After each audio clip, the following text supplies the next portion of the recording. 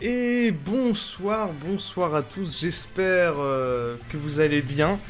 Désolé pour ces quelques deux petites minutes de retard. Effectivement, j'avais pas vu que il y a de nouveau Twitch qui fait des bêtises, et qu'il y a plus de sélecteur de qualité, c'est la PLS, mais voilà, j'ai downgradé en 720p, normalement ça devrait aller. Si vous avez encore des problèmes, dites-le moi, je peux baisser le bitrate sans couper le live. Alors je sais pas depuis quand c'est possible dans OBS, mais c'est possible et c'est le feu. Voilà, j'espère que, salut à ceux qui sont déjà là, j'espère que vous allez bien, salut Ryan, salut Valencia, salut Uzon, et Ryan t'as failli re-rater d'une heure à cause du décalage horaire, et ben... Hey, c'est quand qu'ils vont changer J'avais lu l'article pour le pourquoi ils ont pas changé d'heure au Maroc, mais normalement il n'y a pas un moment où ils reviennent genre à l'horaire de la France. Ouais. Bonsoir BRLS, salut MTO Hardware. Peux-tu baisser? Oui, non, ça c'est effectivement. Merci de m'avoir signalé. Alors on me l'a signalé sur Discord, non, mais c'est bien, comme ça au moins j'ai vu. Merci à tout ça. Salut Dédé, salut Dragibus, Dragibus, pardon. Salut. Puis effectivement, 2 petites minutes de retard. En plus, fallait que je... Ah, il y avait encore des petites choses à régler. Parce que vous voyez, il y a des choses ici. Je vais essayer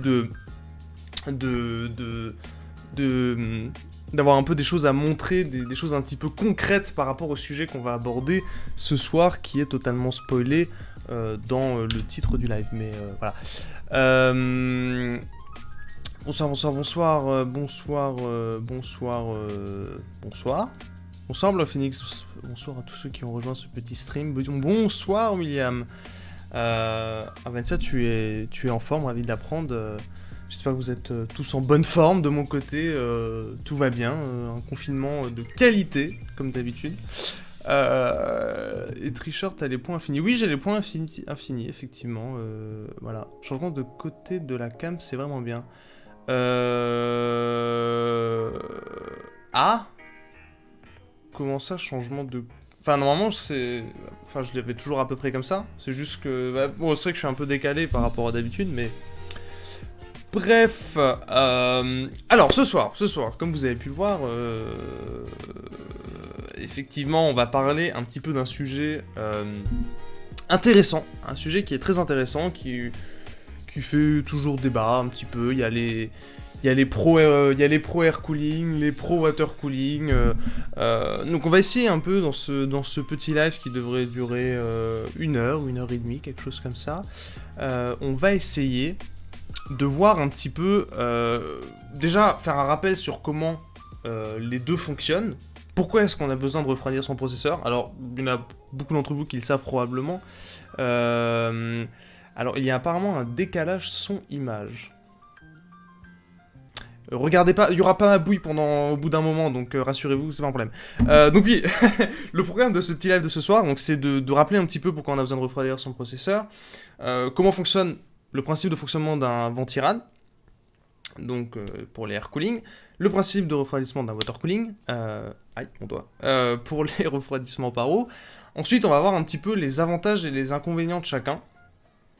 Pourquoi il y en a, qu'est-ce qui est mieux dans l'un, qu'est-ce qui est mieux dans l'autre, puisqu'ils ont chacun des avantages et des inconvénients, hein. Il n'y a pas un qui est parfait sur tous les points, même si bon, comme vous avez pu le voir dans le setup que je me suis monté, j'ai pris parti, voilà, j'ai fait un choix, personnellement, mais voilà, justement, ce sera l'occasion d'y revenir, et puis en conclusion de ce stream, je vais donner aussi quelques conseils,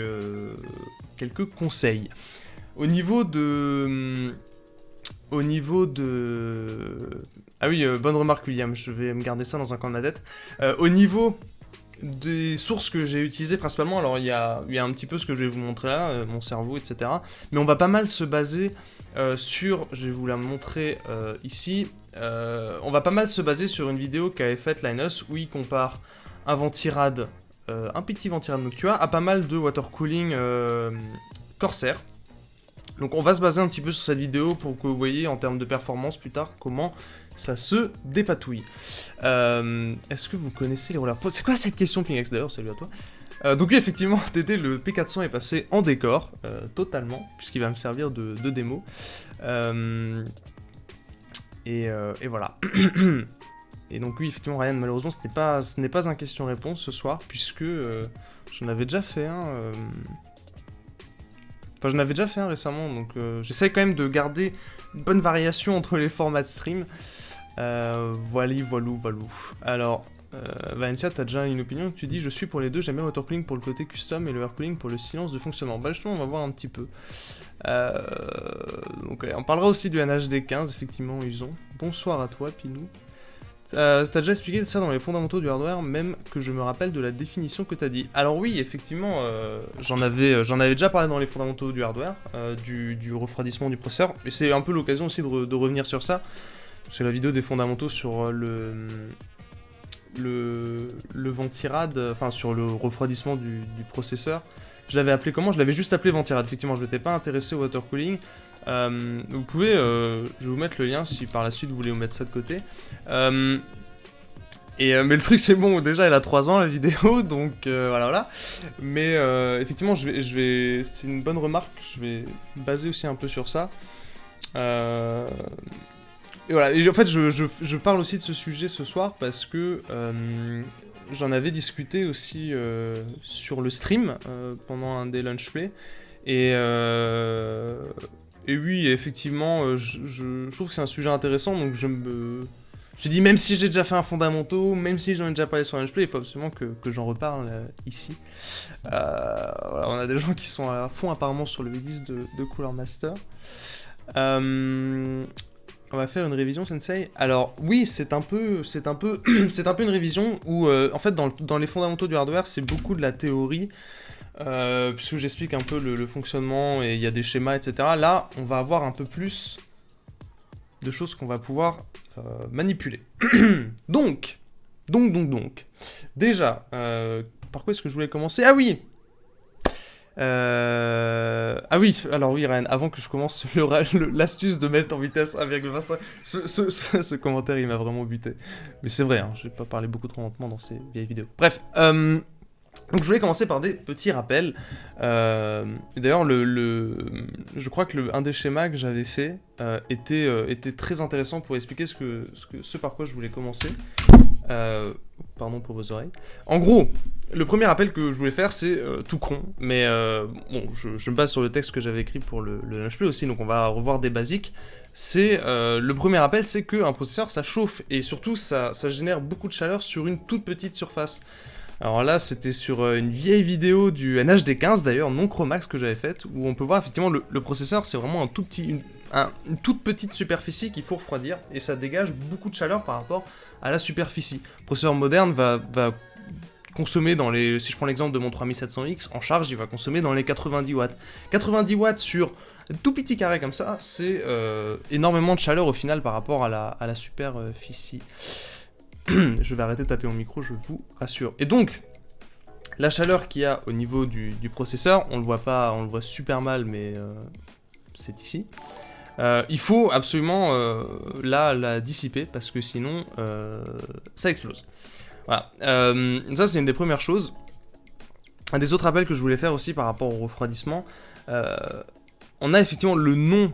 On parle de refroidir ces composants. En réalité, c'est un peu un abus de langage parce que, contrairement à un système de refroidissement actif comme une climatisation, ou justement, t'en parlais avant William, d'une plaque Peltier qui permet effectivement de générer du froid, quand on va refroidir nos ordis, en fait, quelle que soit la technique, c'est pour ça que c'est vraiment un rappel général, quelle que soit la technique, quel que soit le composant qu'on va refroidir, en réalité, on ne génère pas du froid, on déplace de la chaleur, on déplace de la chaleur et on dissipe. Le terme plus précis, on parle de dissipation de chaleur qui est produite par nos composants. Donc le composant il produit de la chaleur par l'effet Joule, j'en parle un peu dans les fondamentaux du hardware. Enfin, en gros, le fait qu'il y a des actions qui sont effectuées avec le courant électrique, ça génère de la chaleur. Voilà. Le processeur il consomme 80 watts, il fait son bordel, ça dissipe de la chaleur. Ça génère de la chaleur, et donc cette chaleur, on va vouloir la dissiper, et le but, comme on génère pas du froid, c'est de faire dégager cette chaleur vers l'extérieur du PC. Voilà. Mais là, on va surtout se focus sur déplacer la chaleur qui est générée au niveau de la petite surface du processeur, et qu'on va vouloir du coup effectivement évacuer, dissiper le plus rapidement possible, parce que sinon le processeur il brûle, voilà. Donc là ici on a le cas du ventirad effectivement où la chaleur va du processeur vers des caloducs, vers ensuite le radiateur, pour qu'un ventilateur dégage la chaleur vers l'air, parce que l'air ça peut absorber la chaleur. Donc ce schéma va être très pratique aussi, puisque effectivement on parle de ventirad, c'est la contraction du mot ventilateur et radiateur, puisque en anglais ils utilisent heatsink ou CPU cooler, mais ça c'est le terme générique. Mais en tout cas, enfin ventirad c'est vraiment un terme bien français qu'on apprécie. Alors Ryan, tu nous as sorti la définition. Attends, un processeur est composé de plusieurs transistors et ces transistors transitent entre eux et ça fait de la chaleur, fondamentaux du hardware CPU. Après, j'ai oublié les détails. Oui, en gros, voilà, c'est une version... On simplifie évidemment certaines choses. Faut pas que je mette sur pause mes vidéos en fait, parce que ça fait des... Donc voilà. Déjà, on appelle ventirad un ventirad puisque c'est la contraction de ventilateur et radiateur. Donc cette chaleur, comme je disais, qui est produite au niveau du processeur, le but ça va être de la dissiper efficacement. Et pour éviter que on ait que du théorique, on va plutôt passer sur un vrai ventirad. Pour que si mon... Est-ce que je peux faire le focus? Voilà. On va regarder un vrai ventirad pour voir justement un peu plus concrètement. Oh! Mais qu'est-ce que c'est? On va s'intéresser à un ventirad, le NHU12S. Pourquoi le NHU12S? Parce que tout simplement, je vais mettre une autre caméra par contre. Plus joli. On va s'intéresser au NHU12S parce que c'est justement dans la vidéo de Linus, quand on va parler un peu performance tout à l'heure, ben c'est un des ventirad qui est dans les tests. Je crois qu'ils avaient la version chrome. Ils avaient une version avec qui avait déjà un ventilo noir d'ailleurs à l'époque, je sais plus pourquoi. Donc on va regarder en fait, contrairement aux fondamentaux du hardware, on va regarder un peu plus en pratique le ventirad, parce que c'est quand même plus sympa. Et d'ailleurs, oui, j'ai pas eu le temps de le déballer. Donc on va même avoir droit à un unboxing de NHU12S. C'est un très bon exemple, le NHU12S, parce que c'est un ventirad qui est vendu... Je vais tricher avec mon ordi. C'est un très bon exemple, parce que c'est un ventirad qui est vendu... On va prendre la version classique. Ah, ils ont que la version... Genre... Ils ont que la version compacte. C'est un ventirad qui est vendu 80€ par exemple sur Top Achat. Bon, dans cette vidéo on va pas s'intéresser au système de montage. Mais sachez que j'en ai parlé lors du live où j'avais monté le NHD15. Le système de montage de Noctua est vraiment très sympa. Est-ce que je me souviens comment ça se déballe? Je crois que je sais plus. Aïe. Ah, s'il te plaît. Ah. Ça sort tout seul. Donc, je disais... C'est vraiment leur packaging, il est sympa. Je vais essayer de pas le casser.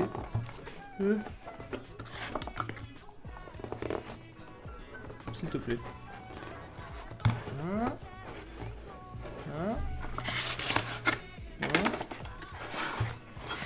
Ok. Voilà. Donc, on va commencer avec... ce sera plus facile avec le produit sous la main. Donc le ventirad. C'est marrant parce que je crois que je m'étais basé sur ce ventirad là pour faire le schéma dans les fondamentaux en fait. Bonsoir Monsieur Flood. Donc comme je disais, le système du ventirad, il y a cette plaque ici qui va être donc en contact avec le processeur. Le but de cette plaque d'ailleurs, c'est qu'elle soit vraiment la plus plate possible pour éviter qu'il y ait de l'air qui vienne se foutre entre le processeur et la plaque du ventirad. Donc effectivement là, bon, je l'ai déplacé plusieurs fois cette chose et ce ventirad là, donc il est un peu crade, mais on voit vraiment que la manière dont c'est usiné, le but c'est vraiment que ce soit super plat. Et donc ça c'est hyper important. Après, on a quand même des petites poches d'air qui peuvent se former, donc on va venir combler avec la pâte thermique qui conduit beaucoup mieux la chaleur que l'air qui isole, qui a plutôt tendance à pas laisser passer la chaleur. Et donc la chaleur, cette plaque-là va emmagasiner pas mal de chaleur qu'elle va redistribuer donc aux caloducs, qu'on voit ici, ils sont jolis, caloducs en cuivre. Alors, je vais pas trop rentrer dans le détail du fonctionnement des caloducs, mais leur objectif, c'est vraiment de déplacer la chaleur. En gros, la chaleur qui est absorbée ici par la plaque en métal, je sais pas si c'est du cuivre nickelé ou un autre métal sur ce ventirad là, mais donc la chaleur va aller passer aux caloducs, et les caloducs, leur mission, ça va être donc de transférer cette chaleur vers le radiateur. Le radiateur ici, qui est cette partie où on voit toutes les ailettes en aluminium. Elles sont jolies. Malheureusement, vous ne pouvez pas les voir en 1080p, puisque je ne peux pas stream en 1080p, mais vous avez de la 720p. Donc on a toutes ces ailettes-là. Donc la chaleur va passer la plaque de contact, caloducs qui vont déplacer la chaleur au niveau du radiateur. Et l'avantage de ces ailettes, et l'objectif de ces ailettes en aluminium, en fait, c'est d'avoir une surface de contact avec l'air qui est vraiment, vraiment balèze. Puisque le but, c'est que l'air emmagasine la chaleur qui vient du processeur.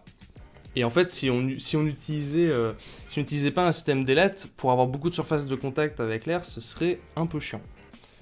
Donc après, toutes ces plaques-là, c'est sympa, elles se gorgent un petit peu de chaleur. Et ensuite vient donc le fameux ventilateur dont je parlais avant, on voyait un petit peu sur le schéma, qui lui va avoir pour objectif de venir pousser l'air à travers les ailettes.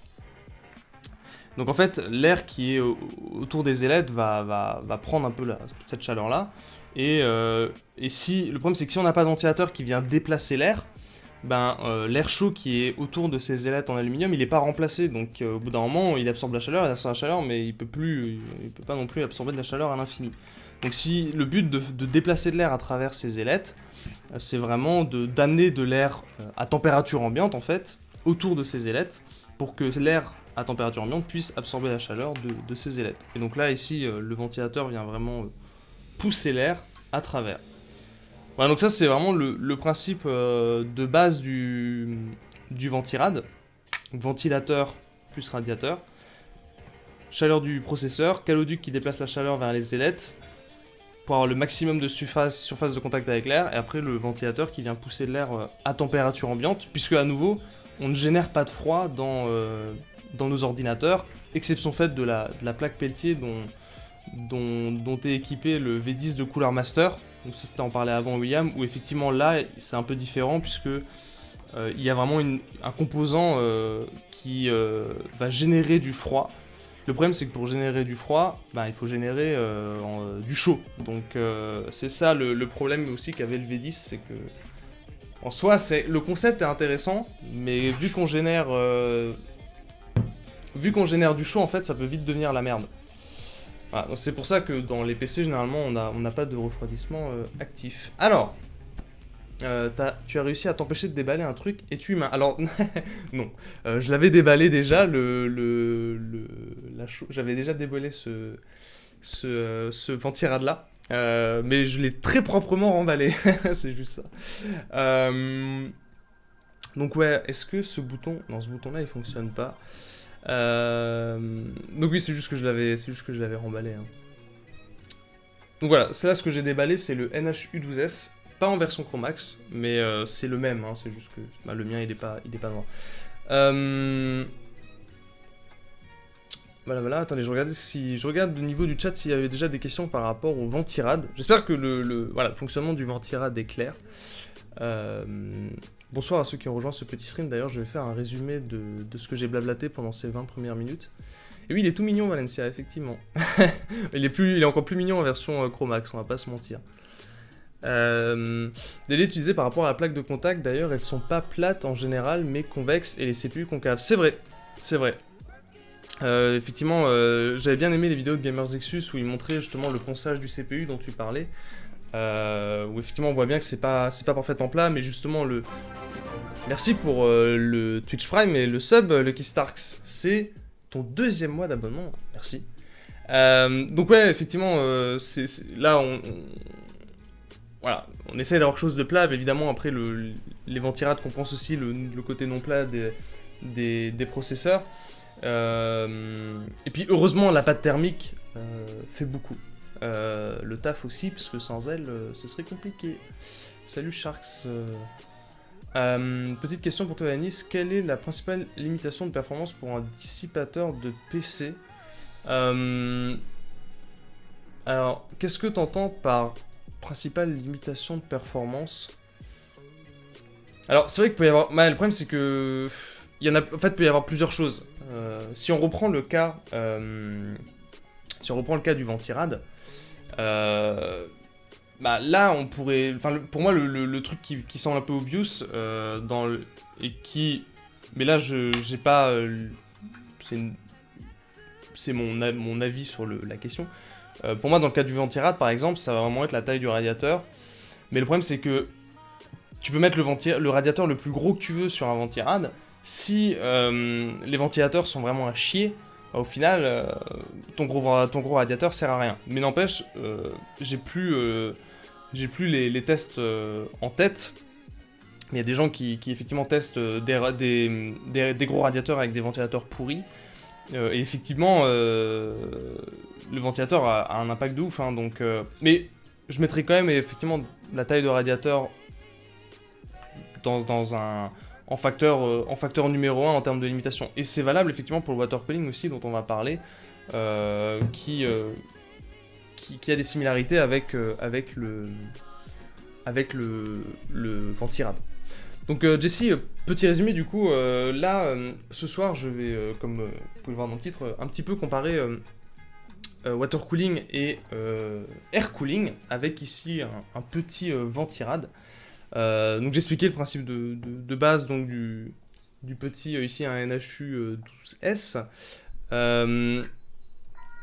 dont le principe de base c'est effectivement de choper la chaleur au niveau du processeur,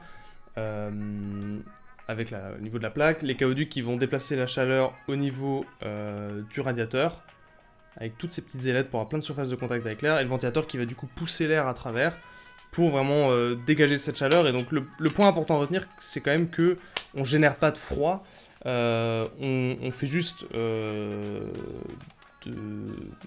on déplace de la chaleur en fait, hein. C'est vraiment ça qu'on effectue, et donc on parle plus de dissiper la chaleur plutôt que de refroidir activement.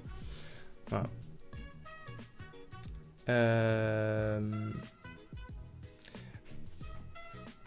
Alors Lucky Starks, tu disais, normal, tu oublies que tu es notre Gamers Nexus, merci à toi. Notre Gamers Nexus FR, merci à toi, et bonsoir tout le monde, merci.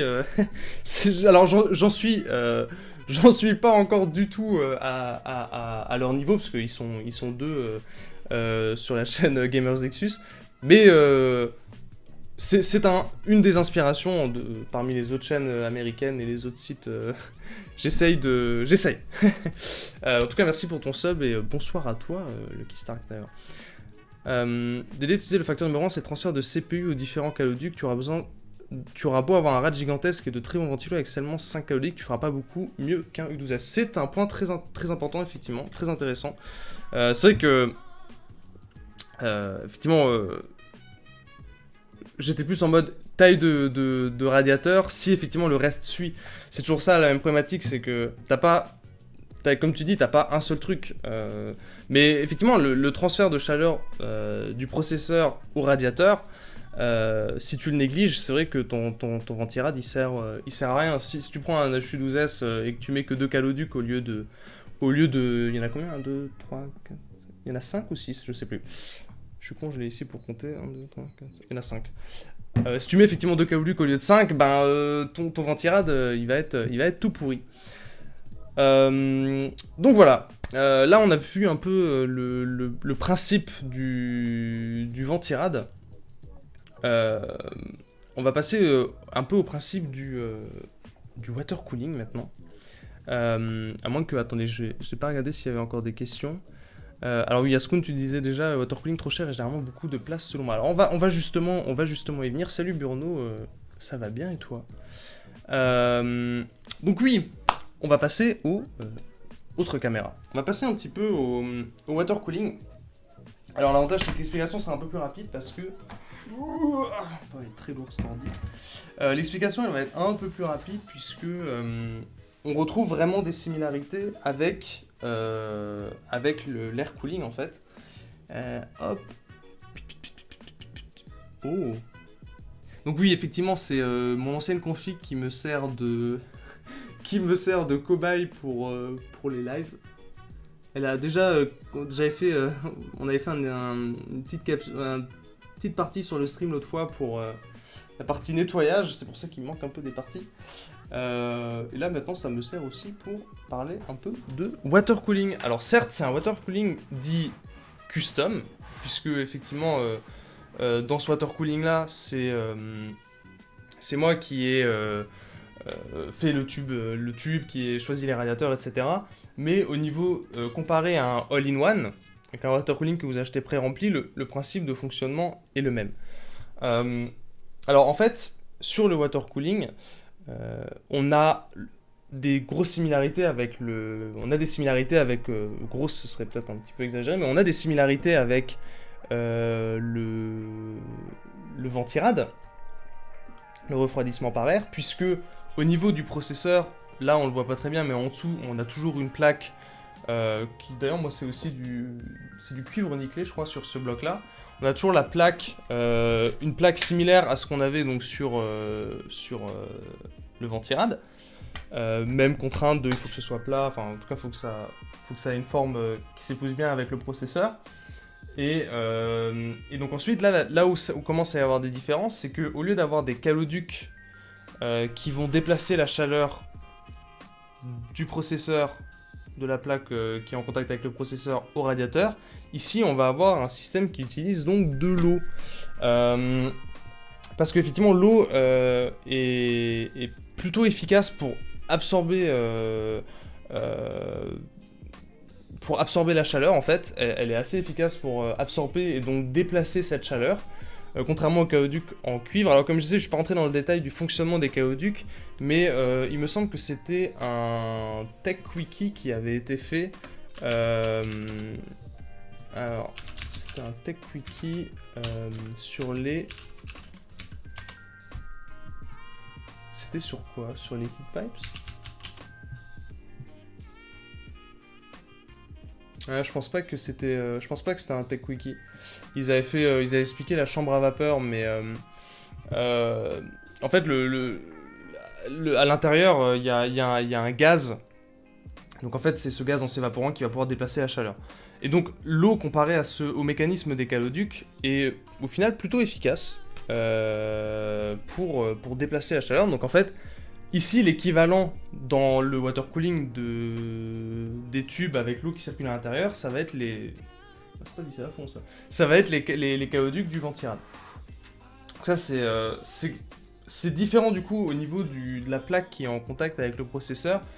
On a une différenciation qui est faite parce que, en fait, le but c'est d'avoir au lieu d'avoir le maximum de surface de contact avec les caloducs à ce niveau-là, là il faut qu'on ait le maximum de surface de contact avec de l'eau. Donc je vais essayer de vous montrer si... On va aller sur le site de K. En gros, là, ce qui est intéressant, c'est il y a un système de rainure au niveau du bloc processeur pour avoir le maximum de surface de contact avec l'eau. Puisque si c'était juste plat à ce niveau-là, on aurait une surface de contact avec l'eau qui est finalement assez faible. Et vu que le but c'est de mettre énormément d'eau en contact, bah c'est au final assez bien foutu le système. Alors je sais pas par contre si dans les attends, Waterblock. Ah parfait. C'est quoi ça? C'est une... Ça permettra de vous donner une idée. Hop.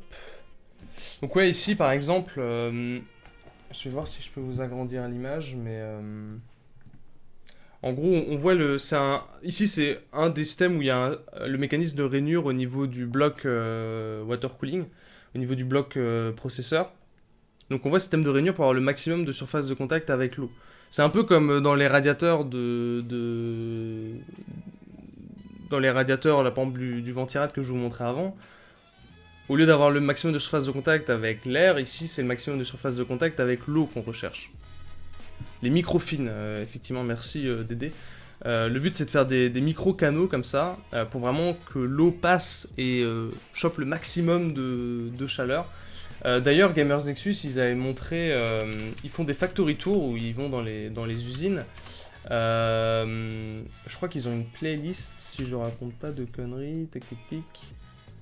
Ils ont pas fait une playlist pour... Si, oui, voilà, bien ce que je disais. Où effectivement ils sont allés voir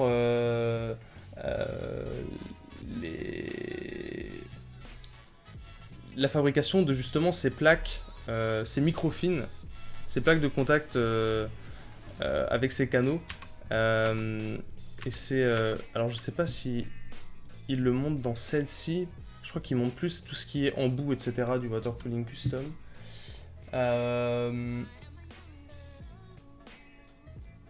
Ils ont fait... Ah voilà.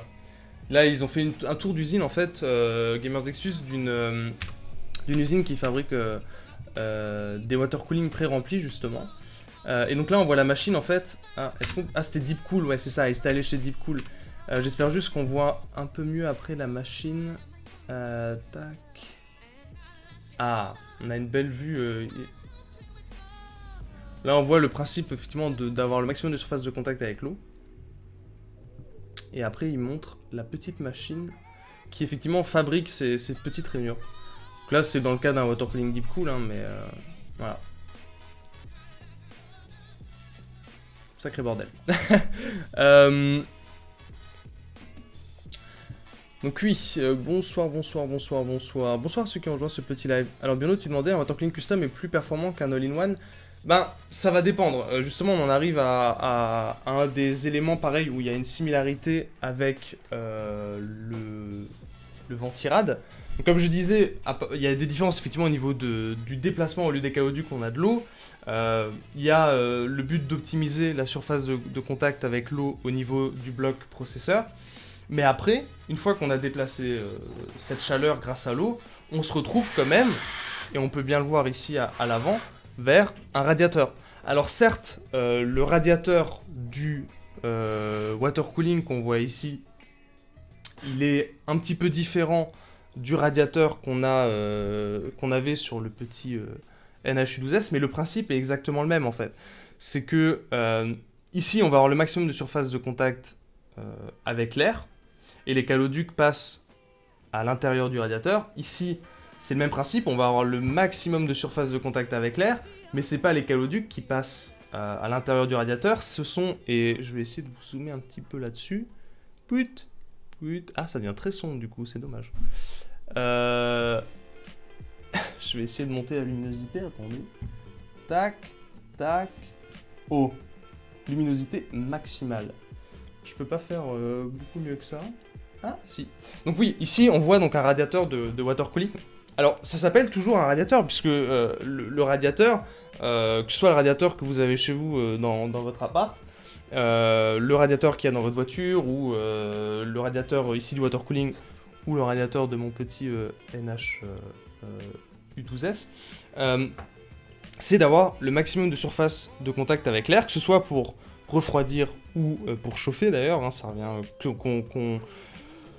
c'est pareil, hein, parce que votre radiateur que vous avez chez vous, pareil, il chauffe l'air qui est autour de lui, et donc il veut avoir le maximum de surface de contact avec l'air. Ben ici, c'est le même principe. Donc sur le radiateur de water cooling, au lieu d'avoir les caloducs qui passent, on a des petits canaux, c'est tous les petits traits qu'on voit ici, dans lesquels circule l'eau qui a donc été chauffée via le passage côté processeur, bon moi c'est processeur et carte graphique, mais l'eau a été chauffée depuis le composant qui produit de la chaleur, et elle va transiter donc dans ces petits canaux au niveau du radiateur du water cooling. Et après, on retrouve tout un système de petites ailettes qui, à nouveau, ont pour objectif d'avoir le maximum de surface de contact avec l'air. Alors ici, je crois que c'est un radiateur plutôt correct que j'ai. C'est possible que les ailettes soient en cuivre, mais c'est peut-être aussi de l'alu. Donc ça peut être, sur les modèles plus chers, ça peut être du cuivre, les petites ailettes. Mais on peut aussi avoir de l'aluminium sur des versions un peu plus abordables. Parce que le cuivre, ça coûte une tonne. Et donc après, une fois qu'on a tout ce système d'ailettes pour avoir le maximum de surface de contact avec l'air, donc là comme sur un refroidissement par air, on retrouve nos petits ventilateurs qui à nouveau vont avoir pour objectif de pousser l'air à travers toutes ces ailettes pour que l'air absorbe la chaleur. Voilà. Check Discord sur photo hardware. Nani? Qu'avez-vous mis? Mais qu'est-ce que... Ah! Ah oui, du alpha cool. Oui. Oui. Et c'est... Attends. Ah oui, t'as mis effectivement un exemple de... C'était sur quoi comme... Ah oui, mais c'était ton Silent Loop. Attendez, je vais vous montrer. Effectivement, là, tu montrais une partie des pièces d'un all-in-one. Alors, le Silent Loop de Bicohet, c'est un peu un entre-deux, puisque c'est un semi-all-in-one. Parce qu'il n'est pas vraiment scellé d'usine. Il faut l'ouvrir, en fait, pour ajouter de l'eau au bout d'un moment. Mais donc là, on voit bien, effectivement, la plaque qui va être en contact avec le processeur. Donc, eux, ici, ils ont un système de quadrillage. C'est pas oufissime, d'ailleurs. Pour un maximum de surface de contact avec l'eau. Et le système de pompe justement sur lequel on va revenir. Et ouais, c'est fabriqué par Alpha Cool, le Silent Loop. Donc voilà, au niveau du principe du water cooling, comme vous avez pu le voir, on est donc sur quelque chose qui est vraiment similaire au refroidissement par air en fait. Hein. Certes, on utilise de l'eau à la place des caléoducs, mais en dehors de ça, et il y a la différence effectivement au niveau de la pièce qui est en contact avec le processeur, qui doit maximiser la surface de contact avec l'eau, mais sinon on a vraiment des grosses similarités quoi. Donc oui, pour répondre à la question de Burno d'avant, l'avantage du water cooling custom comparé à du pré-rempli, c'est que tu peux potentiellement mettre beaucoup plus de radiateurs. Je vais vous montrer l'exemple si j'arrive, il faut juste que je baisse, sinon je vais vous exploser les yeux. Si je vous mets l'ISO, hop. Donc oui, ici dans la config que j'ai faite, ce qui va me permettre d'avoir plus de perf qu'un all-in-one. Alors ça va être la qualité du bloc qui est sur le processeur, donc la manière dont les métaux utilisés, la manière dont sont faits justement à chaque fois j'oublie le nom.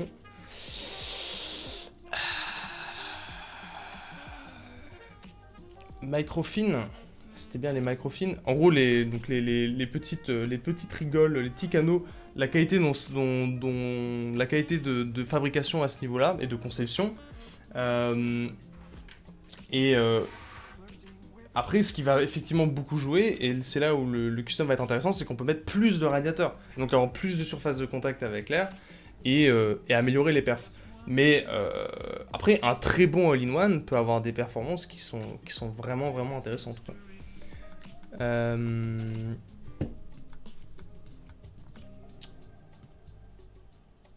Donc effectivement, Dédé, tu disais avant, même souci pour les water cooling, le facteur limitant numéro 1, c'est le transfert CPU vers l'eau. Exactement. Justement, Linus avait aussi fait des tests intéressants où il testait plusieurs vitesses, plusieurs puissances au niveau de la pompe, donc la vitesse de l'eau, et ils avaient aussi testé différents diamètres de tuyaux, donc des diamètres qui laissaient passer plus ou moins d'eau, et en réalité, c'est pas ça le facteur limitant. Ils testent avec des tuyaux plus petits, avec des pompes qui bombardent, et en réalité, c'est pas ça le facteur limitant, effectivement, puisque les différences de température entre différents... si tu prends la température au niveau du réservoir, la température avant le processeur, etc. En fait, les variations de température dans le circuit d'eau sont minimes. Et généralement, c'est vraiment au niveau du passage de chaleur du processeur à l'eau où il peut y avoir un facteur limitant. Après, au bout d'un moment, si effectivement la quantité, le nombre de radiateurs ou si les ventilos sont trop mauvais, évidemment, ça va avoir un impact sur les perfs. Hein. Mais dans le cas du water cooling, c'était intéressant les tests de Linus sur les différentes vitesses de fonctionnement de la pompe. Et donc, Ryan, tu demandais si l'eau ne chauffe pas. Alors, ah oui, l'eau va effectivement emmagasiner de la chaleur. Moi, j'ai malheureusement pas de sonde de température pour mesurer la température de l'eau dans mon circuit. Mais effectivement, au bout d'un moment, quand tu touches le réservoir, ça emmagasine de tout le circuit radiateur eau monte en température au bout d'un moment. Mais voilà, heureusement, les composants, ça fait pas non plus bouillir de l'eau, on n'en est pas là. Heureusement. Alors Dédé, tu disais par rapport au bloc, c'est quasi tout le temps du cuivre nickelé pour éviter la corrosion. C'est vrai, après, il peut y avoir d'autres métaux, hein. Par exemple chez EK, on a aussi, c'est les EK Fluid Gaming, leur produit un peu plus accessible, où on a de l'aluminium. Donc oui, effectivement, souvent sur le haut de gamme, on voit du cuivre nickelé, ou l'acétal, je sais pas comment ça se traduit ça d'ailleurs. Je sais plus si ça se... Enfin, j'ai pas le... Est-ce que j'ai le shop de K sur les blocs CPU?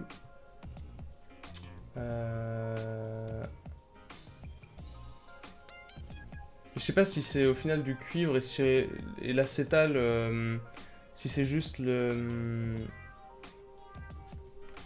Oui, l'acétal, c'est ça. L'acétal, c'est la pièce qui est... c'est la partie noire, c'est le matériau de ce qui est au-dessus, mais c'est effectivement du cuivre nickelé.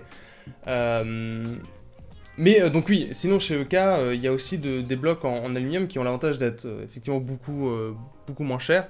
Là, le radiateur est en aluminium, le bloc CPU est en aluminium. C'est moins cher, mais le problème c'est que c'est aussi, ça conduit moins bien la chaleur, quoi. C'est ça l'avantage du cuivre. Alors sinon on en parle que la musique c'est fondamental du hardware. Alors oui, effectivement, j'avais pas pensé à ça. Dès que je mets une autre vidéo YouTube, parce que la musique est sur YouTube aujourd'hui, donc dès que je mets une autre vidéo, il met ça comme nom de musique, PTDR. Désolé, malheureusement ça va faire... Mais c'est la même musique depuis le début du live. L'eau et le fait qu'il y ait une sacrée quantité, ça permet d'absorber les plus facilement. Et ça aussi, effectivement, bonne remarque, Usan, par rapport au water cooling. La quantité d'eau, plus la capacité de cette eau à absorber la chaleur, fait que il va pouvoir, le circuit d'eau du water cooling, surtout quand c'est un custom où il y a beaucoup d'eau, va effectivement très bien emmagasiner toute cette chaleur. C'est vrai que surtout quand on regarde dans mon circuit, le réservoir là il fait presque... il doit faire un... Combien il fait? Je sais qu'il fait genre 25 cm de haut. Mais enfin c'est déjà un volume d'eau quand même assez important. Quand vous voyez le temps qu'il faut pour chauffer de l'eau sur une plaque électrique par exemple, ou dans une bouilloire, c'est ça un des avantages de l'eau aussi, quoi. Tu demandais bien si l'épaisseur du radiateur impacte lors de la température de l'eau si le chemin est plus long. Alors un plus gros radiateur, si tu as les ventilateurs qui suivent, effectivement ça peut améliorer les perfs. Comme on le disait avant, c'est un tout, hein, le refroidissement des pièces, donc ici il faut que le reste suive aussi. Mais effectivement sur des radiateurs plus épais, tu vas potentiellement, je connais pas exactement quel genre de gain en température tu peux espérer, mais effectivement tu vas pouvoir un peu améliorer donc la surface de contact avec l'air, et donc potentiellement améliorer tes températures. Après il faut que le boîtier supporte, etc. Bonsoir Antoine, tu demandais est-ce que ça vaut le coup que j'achète un water cooling pour un 3700X avec le ventirad AMD. Je l'évoquais rapidement avant, le 3700X il dégage pas énormément de chaleur, mettre du water cooling dessus c'est pas forcément très rentable. Alors Dédé, tu disais un rad Monza 80 mm peut être plus performant qu'un rad de 30 mm, mais il sera aussi plus bruyant. C'est ça, on va y revenir justement au moment de la comparaison entre air cooling et water cooling. La nuisance sonore est vraiment un élément à prendre en compte, puisque ça va donner une information souvent sur la vitesse de rotation des ventilos, mais pas que. les tailles de radiateurs, etc., ça peut paraître trompeur. Et justement, on va revenir tout à l'heure sur ce NH-U12S qui est justement dans la vidéo de Linus que je vais vous montrer, qui est très intéressante. Où il paraît tout petit ce NH-U12S. Et on se dit, ah, 80 €, c'est méga cher, mais il cache très très bien son jeu. Il cache très très bien son jeu.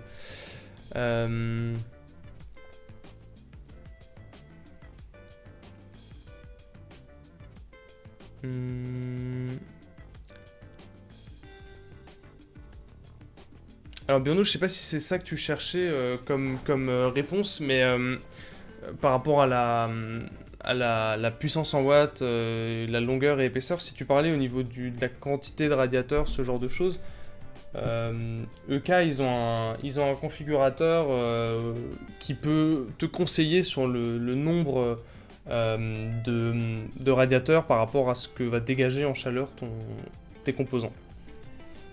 Bonsoir la prod.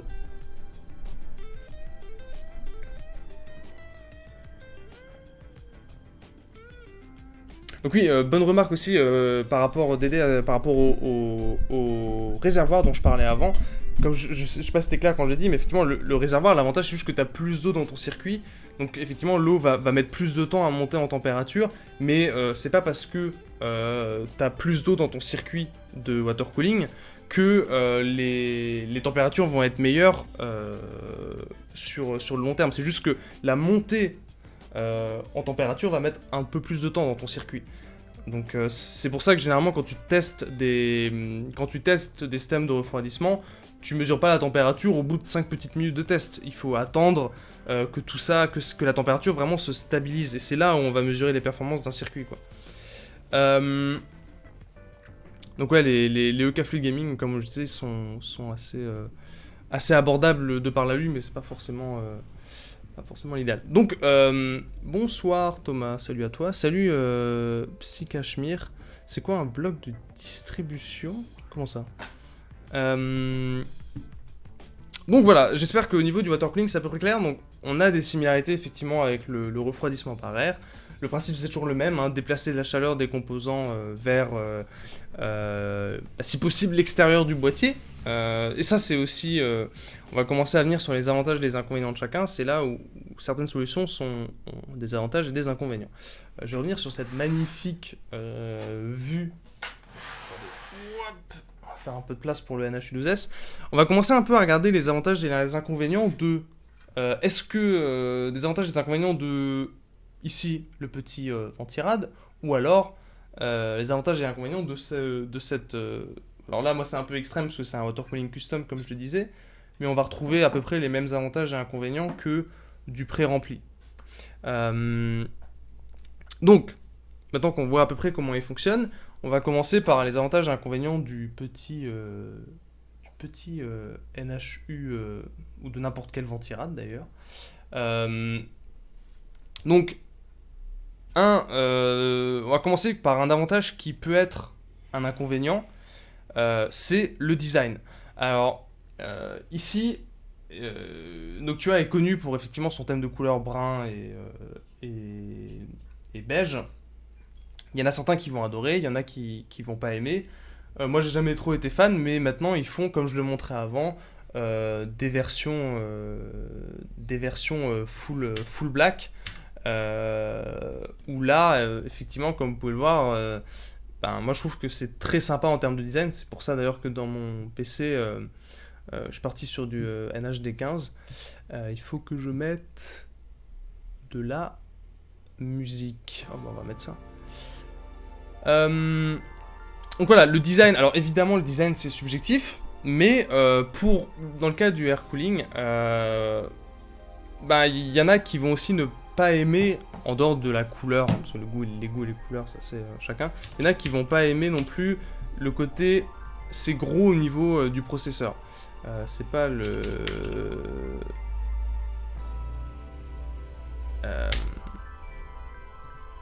Voilà. Si on prend par exemple le cas du NHD15, que moi perso j'ai choisi, il y en a qui vont pas aimer d'avoir quelque chose d'aussi imposant au niveau du processeur. Effectivement, ça cache beaucoup la carte mère, ça cache la RAM, etc. Donc voilà, ça peut être un avantage de design. mais ça va être un inconvénient pour certains. Donc ça c'est une question de goût. Parce que l'avantage du water cooling en fait à ce niveau là, c'est que ça dégage vraiment beaucoup autour du processeur. Ici on voit bien, est-ce qu'il tient à peu près droit ce truc? Ça va. On voit bien ici que ça permet de bien, alors là c'est un peu moche parce que j'ai mis la RAM dégueu, mais ça permet de bien voir si vous mettez de la RAM RGB par exemple. Si vous avez claqué Mastune dans une carte mère qui est jolie, bah, ça permet d'effectivement beaucoup mieux la voir. Donc, t'as pareil, les goûts et les couleurs, quoi. Qu'est-ce que tu m'as envoyé avant, Dédé? Ah oui, alors, on reste dans les goûts et les couleurs. Effectivement, là, on est dans le cadre du custom qui permet... Ça coûte vraiment une tonne, hein, qui permet effectivement au niveau du réservoir de faire des choses très sympas comme ce système qui se fixe, c'est quoi? C'est pour le O11 qui se fixe en façade. Il y a des choses similaires pour Fantex aussi. Par contre vous voyez rien à ce que je montre, voilà. Ça c'est un des avantages pour le design du custom. Le problème du custom c'est que évidemment ça coûte une tonne. Voilà. Mais bon, comment dire.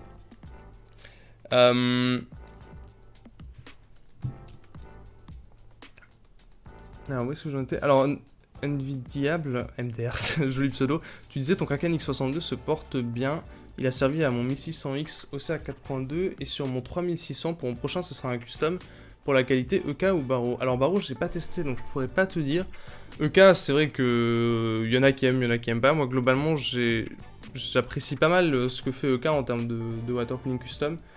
Et ça fait depuis 2013 que j'achète chez eux quand je fais du custom. Dans les PC où j'ai fait du custom, j'ai principalement acheté chez eux. Et en vrai, j'ai toujours été plutôt content. En dehors du waterblock, mais c'était en 2013, le waterblock pour ma carte graphique que j'avais avant était un peu moyen, mais sinon, j'ai jamais eu de soucis avec eux. Donc tu as sorti un poisson d'avril en disant lancer des ventilos RGB. Ah! Oui, c'est vrai que j'avais vu passer un de leurs tweets où ils disaient on va pas faire de RGB, je vous rassure. C'est un bon poisson d'avril de la part de Noctua, à 100%. Thomas, tu disais par rapport à l'inconvénient potentiel d'un air cooling qui est imposant, effectivement le Dark Rock Pro 4, j'ai hésité à prendre celui-là d'ailleurs, il est aussi très très imposant. Les gros air cooling qui permettent de faire de l'overclocking, etc. sont effectivement ultra imposants. PRLS, tu disais le design d'un air cooling quand on a un boîtier RGB avec une vitre, je trouve ça moche, mais chacun ses goûts. Effectivement, c'est là où je parlais du goût et des couleurs.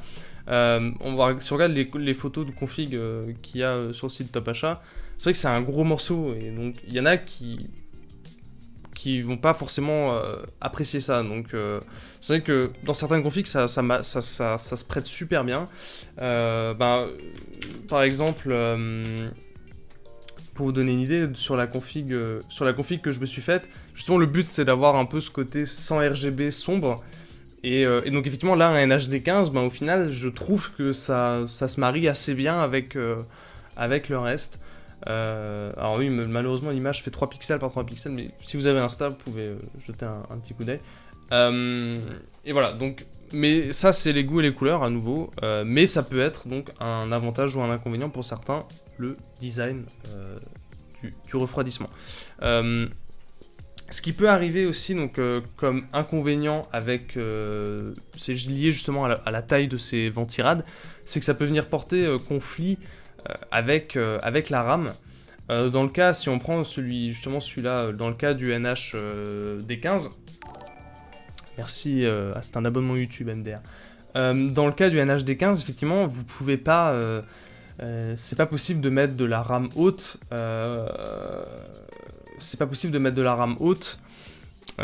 Sur ce refroidissement-là, puisque ça vient vraiment entrer en conflit.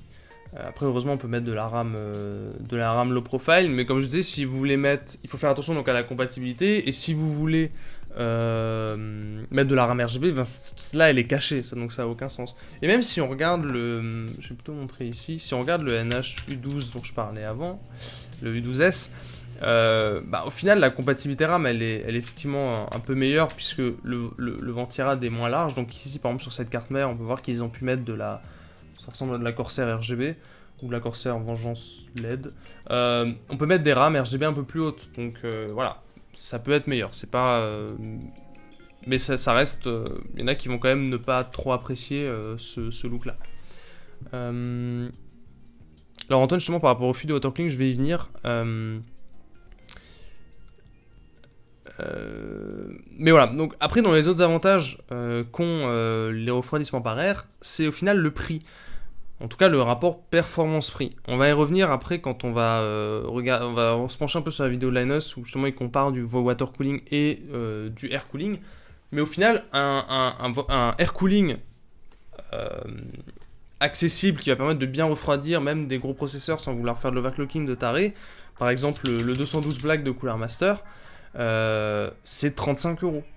C'est vraiment pas cher, ça fait super bien le taf, ce genre de petit ventirad. Et même si on monte sur du plus haut de gamme comme le Dark Rock 4 ou Pro 4 ou le NHD 15 ou le NHU 12S que je vous ai montré ici, on est sur des produits qui sont à moins de 100 € dans tous les cas et qui, en termes de performance par rapport au prix que vous allez payer, sont vraiment super bien placés. Surtout quand on va commencer à les comparer à des water cooling qui peuvent monter très haut en termes de prix.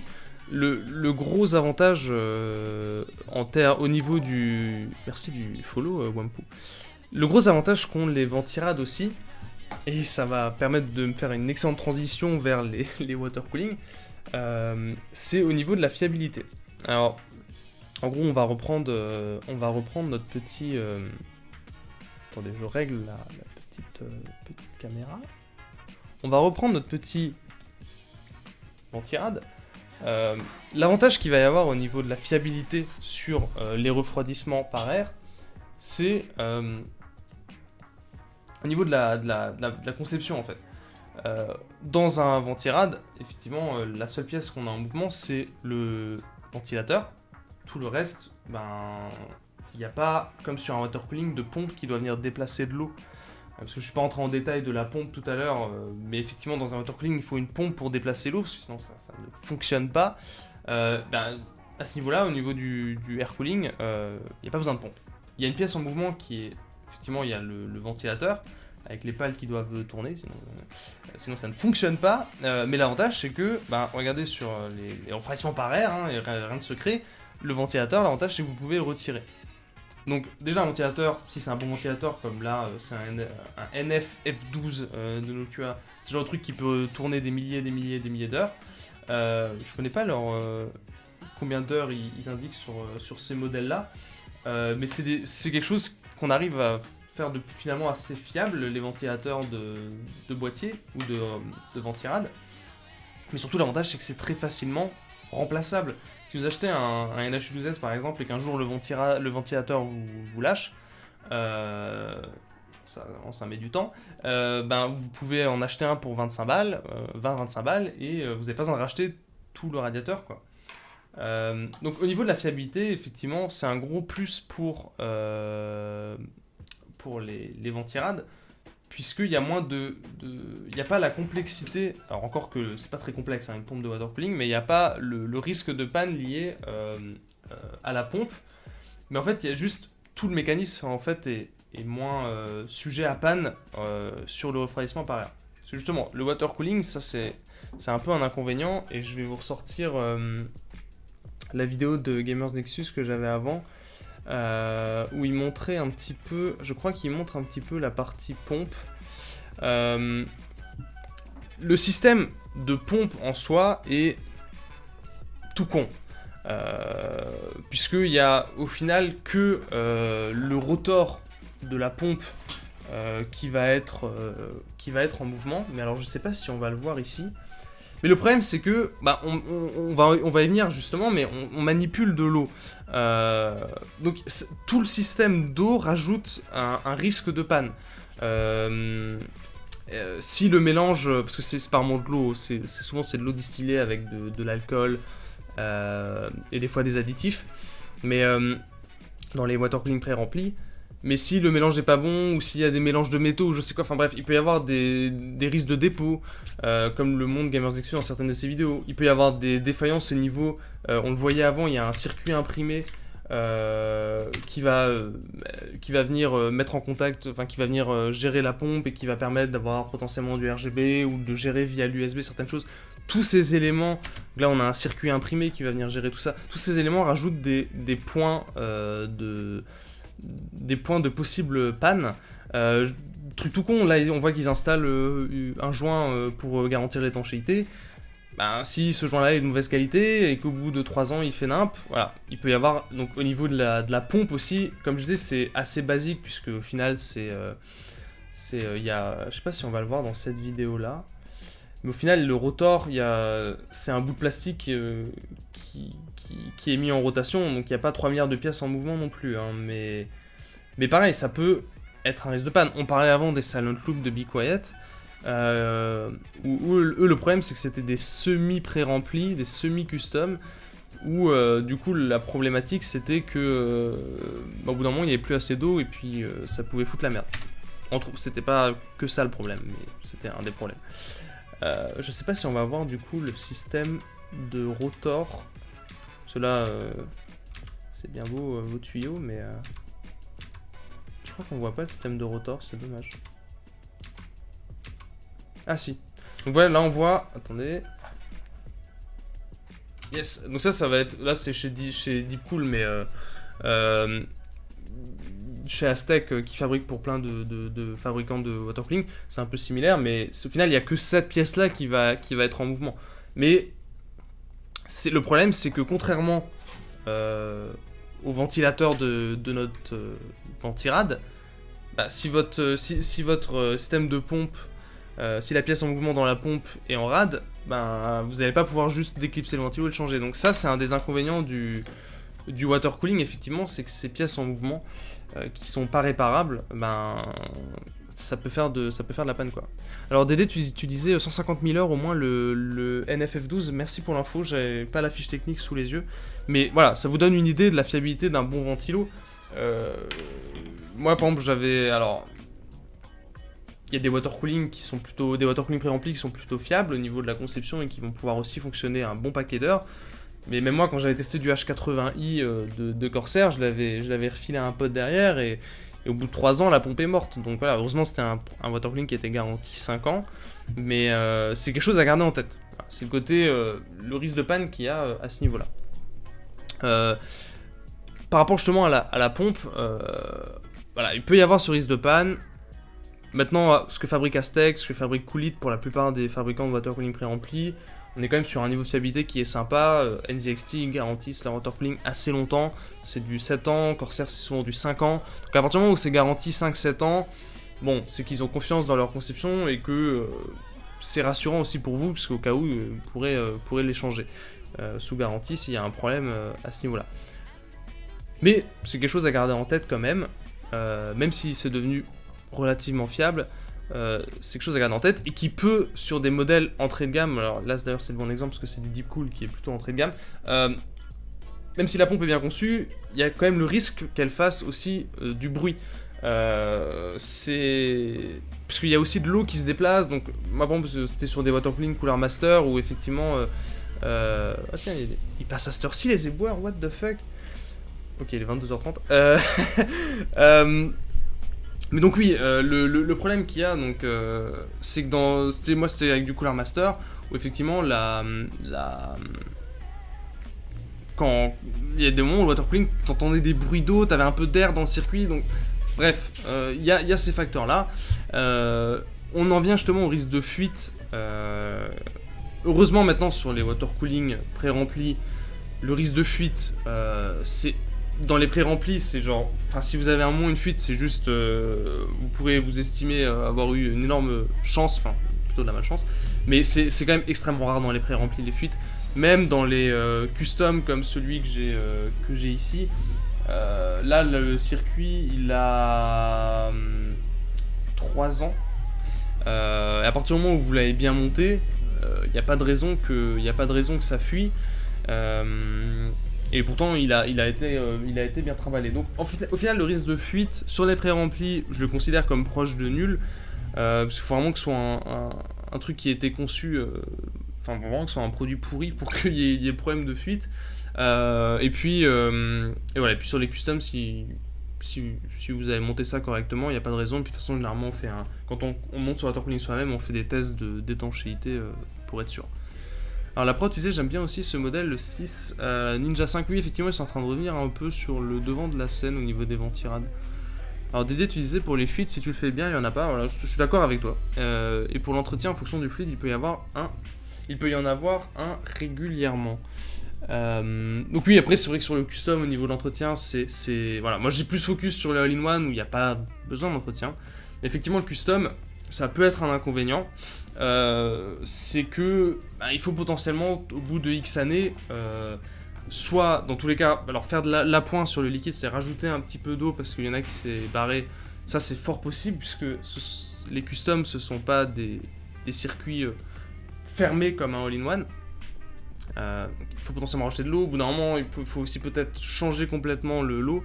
Alors moi, ça fait 3 ans, c'est un liquide qui est translucide, il n'y a pas de pigment de couleur, c'est pas un liquide pastel, et voilà, il y a des anti-corrosifs et des anti-algues, donc il n'y a pas de dépôt, j'ai pas de raison de changer le liquide, mais c'est quelque chose à garder en tête qui peut être un inconvénient. Dédé, tu sais que Master, ils font des mauvais all-in-one. Alors c'est globalement l'image que j'en ai d'eux pour l'instant.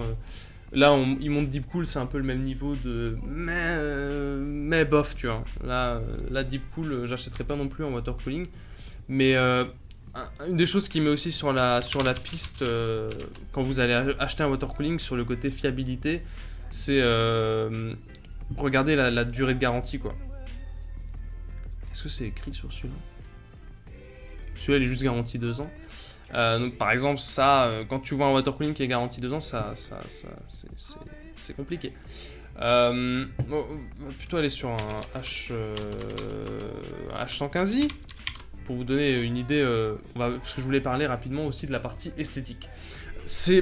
Moi, je considère que c'est un atout pour les water cooling, que ce soit custom ou pré-rempli. C'est effectivement le côté design. C'est évidemment subjectif, mais je trouve qu'effectivement il y a ce côté, ça dégage autour de la carte mère, comme je disais avant. Le radiateur, ça permet de le planquer, ça permet d'éviter d'avoir un gros bloc. On peut mettre un peu de la rame RGB, et puis il y a des pompes qui sont très jolies, par exemple du côté de chez NZXT avec alors maintenant les nouveaux, c'est quoi la rêve des nouveaux d'ailleurs, X53 et X60, on va prendre le X53. Je trouve que c'est très épuré ce qu'ils font au niveau de la pompe, je trouve ça assez sympa. Alors, après c'est les goûts et les couleurs à nouveau. Mais donc, pour moi c'est un atout le design sur le water cooling. Le site de Noctua c'est un calvaire, il est tellement dans charge. Je suis d'accord, c'est un peu la PLS. Je pense que tu aurais pu mettre une bande légèrement blanche, très simple pour faire ressortir un peu. Ah oui, une bande LED, tu parlais par rapport à... Oui, je l'ai pas vu passer ton commentaire, désolé. Thomas, tu disais je voulais prendre le Dark Rock Pro 4, mais il passait pas dans ma tour. J'ai pris le Dark Rock 4 normal pour un Ryzen 3600 OC à 4.2, ça chauffe pas. Bah oui, là c'est clair.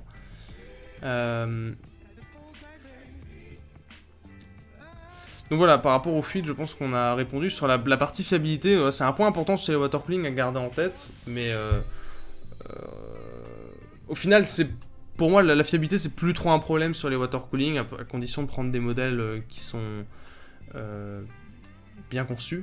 Mais pour moi, le gros inconvénient du water cooling, et on va y revenir quand on va comparer un peu les perfs, c'est le prix. Puisque là, on voit le H115i par exemple qui est un bon water cooling assez sympa. Il y a beaucoup d'RGB, mais ça c'est un autre débat. Il est quand même vendu 150 €. Donc on est plus cher qu'un HD15 qui est vendu 100 balles dans sa version Chromax. On est plus cher qu'un Dark Rock Pro 4, on est plus cher qu'un Dark Rock 4. On est plus cher qu'un H12S. Donc on est quand même sur un produit qui est ultra cher. Pour moi ça c'est un inconvénient. On va y revenir quand on va parler des perfs. Par contre, il y a quand même un avantage. On le voit très bien, on va très bien le voir sur cette photo, et on le voit aussi sur mon PC, mon ancien PC, c'est que l'avantage d'avoir ce radiateur qui est très déporté grâce au tuyau avec l'eau qui déplace la chaleur, c'est que le radiateur peut être directement sur une extraction d'air, et donc le water cooling va pouvoir directement expulser l'air qu'on a réchauffé avec nos magnifiques processeurs ou cartes graphiques. Bah, cet air chaud va pouvoir directement le dégager en dehors du boîtier. Donc, alors que si on avait le ventirad placé là sur le processeur, l'air chaud il resterait au final plutôt dans le boîtier. Donc après il faut que les ventilos du boîtier soient suffisants pour faire sortir cet air chaud du boîtier, parce que sinon il y a une stagnation. Donc là effectivement ici l'avantage c'est que les radiateurs, l'air chaud il sort directement du boîtier. Il y a moins le risque d'avoir une stagnation d'air chaud à l'intérieur. Parce qu'on on déporte la chaleur assez loin, directement vers l'extérieur du boîtier. Merci du follow, Wololo. Wololo donc voilà, ça c'est un avantage quand même pour le water cooling. Si Cachemire, tu demandais quelle est la meilleure techno pour les ventilateurs, genre roulement à billes, fluide et je sais plus quoi. Alors c'est vrai que j'ai pas m'étendre sur les différents mécanismes qu'il y a pour ces systèmes de ventilo. Mais globalement ce qu'utilise Noctua c'est du Metal Bearing Shell. Globalement ce que fait Noctua, j'ai plus le nom exact du mécanisme, du nom de la techno pour le système de roulement qu'il y a pour les pales, mais ce que fait Noctua est vraiment nuts. Il y a les systèmes de Corsair, ils misent sur leur système de lévitation magnétique, mais j'ai pas le détail des grands principes de fonctionnement au niveau des roulements de ventilo, mais voilà. Mais effectivement, Noctua est vraiment un des leaders avec aussi Bicolet qui fait d'excellents ventilateurs. Mais en tout cas, roulement à billes, ça c'est sûr, il n'y a pas. Les roulements à billes, en fait, le problème c'est que y a des billes dedans, il y a de la friction, c'est un bordel. Maintenant, c'est tous. On le voit en plus souvent quand on regarde les ventilos de près. Maintenant, c'est tout du système à. Je sais pas si on va le voir. Je pense pas qu'on va le voir malheureusement, mais. Non, on le voit pas. C'est dommage. Mais c'est tout un système c'est le principe de la lévitation magnétique. Après, parce qu'il y a... Après, il faut... c'est au niveau de la lubrification et tout le bordel que ça peut vraiment jouer énormément.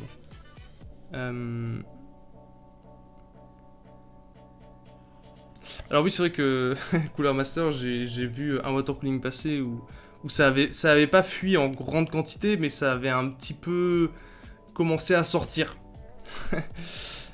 Là, après, tu demandais ce que j'allais faire de l'ordi que j'ai là. J'ai probablement... là, je vais démonter et revendre une partie des pièces. Alors, ils ont utilisé PTDR, le Sound Loop est garanti 3 ans. Obviously, il n'y a pas de facture établie. Il a sans doute été envoyé par le fabricant. Cependant, depuis la date de réception, ce composant n'est hélas plus sous garantie qui est de 2 ans. Ah, ils ont joué sur ça, MDR. Alors Biono disait ouais par contre pour avoir eu un NZXT l'interface du shell est vraiment à chier et est toujours obligé à chaque démarrage de se connecter à son compte cam. Alors c'est vrai que j'ai jamais testé du NZXT parce que je les trouve vraiment trop cher par rapport à ce qu'ils proposent, mais ouais, c'est un peu dommage que la partie logicielle soit pêche. Parce qu'en fait sur le... Non c'est pas celui-là. Sur les NZXT, moi ce que j'aime bien c'est la manière dont ils ont designé la pompe par-dessus ce que fabrique Aztec, puisque c'est du water cooling qui est fabriqué par Aztec.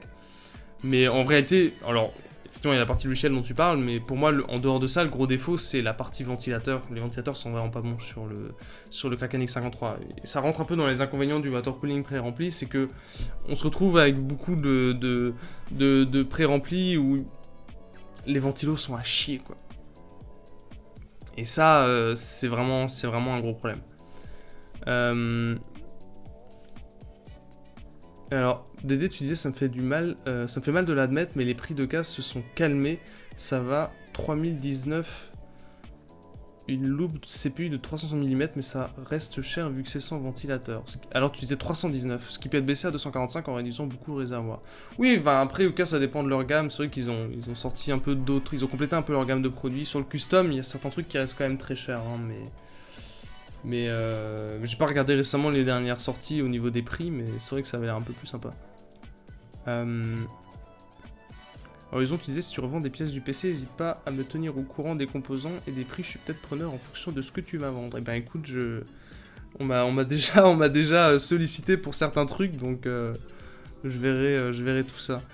Alors Biono, tu parlais avant des refroidissements passifs. Effectivement, on peut avoir un système où on a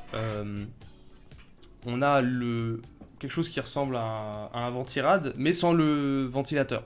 Ce qui va être du coup, on a juste un radiateur qui va être posé sur, par exemple, un processeur qui consomme très peu. Et donc le refroidissement passif, donc on utilise un radiateur, souvent avec quand même des caloducs ou pas d'ailleurs.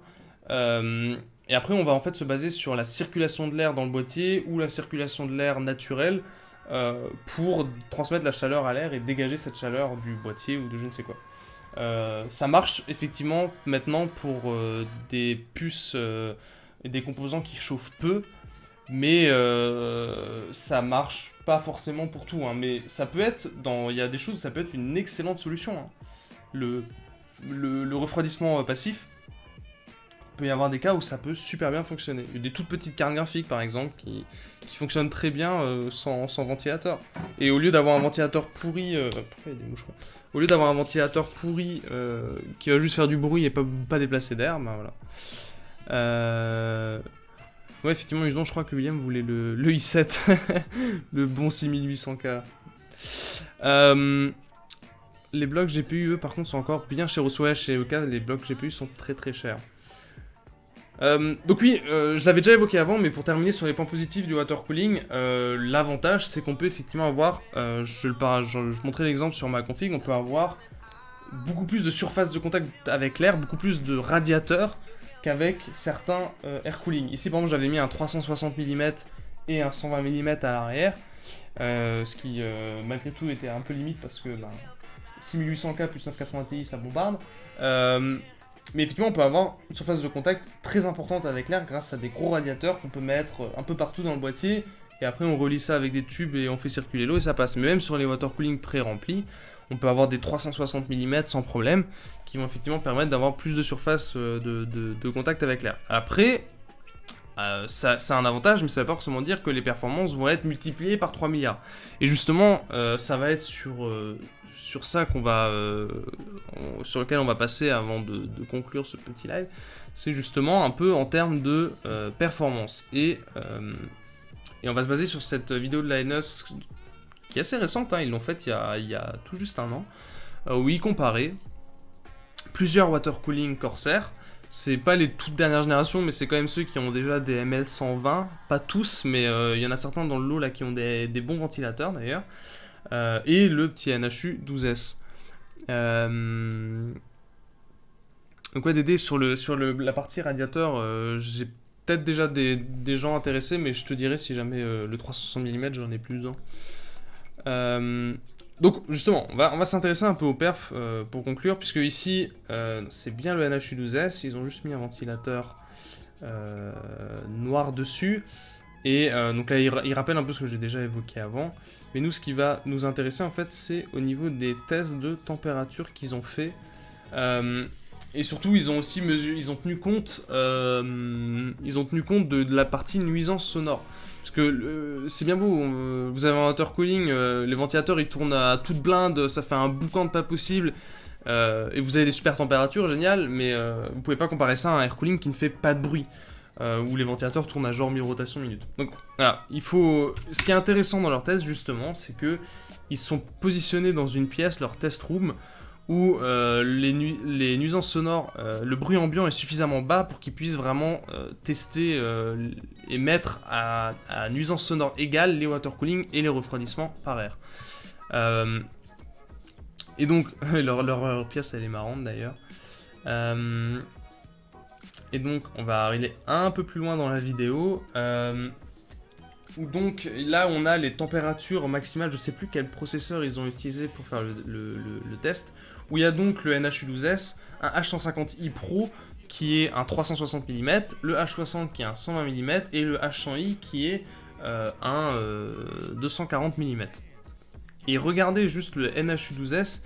Alors certes là ils l'ont mesuré à 43 dB, donc c'est un peu haut en termes de nuisance sonore, enfin c'est un peu plus brillant quand même que les water cooling, Mais en termes de température, il fait quand même... il concurrence quand même... il est au même niveau même, pardon, il est au même niveau qu'un water cooling 360 mm. Donc ça donne déjà une idée. Certes, il fait un peu plus de bruit, mais normalement, ils ont fait leur test où ils ont normalisé... Est-ce que c'est dans celui-là? J'espère que c'est dans celui-là où ils ont normalisé les températures. Les nuisances sonores, pardon. Je crois pas qu'ils aient... C'est pas ici... Ah, c'est peut-être pas dans ce test-là où ils ont normalisé les nuisances sonores. J'ai un peu de seum. Mais n'empêche, on peut quand même déjà se baser sur les données de température qu'il y a ici. Où on voit effectivement le NH12S qui, comme je disais, est vendu 80 €, qui fait face à du H150i qui est vendu... il est vendu combien d'ailleurs maintenant? Bon, il a probablement été, ouais, il a été remplacé par quelque chose d'un peu plus, plus costaud. C'est pour vous donner une idée hein, de un petit ventirad qui, certes en faisant un peu plus de bruit, vient concurrencer et arriver au même niveau de température qu'un 360 mm. C'est bête, ils n'ont pas de 300 mm, ils n'ont pas restock pour l'instant chez Top Achat, le nouveau modèle. Mais on va prendre le H100i Pro qui est un bon exemple. Il est vendu 135 balles versus 80 € pour le NH12S. Et ici, ils ont le H100i, ils ont une température max de 79 degrés. Donc on est dans la même veine que le NH12S, mais on est quand même 55 balles plus cher.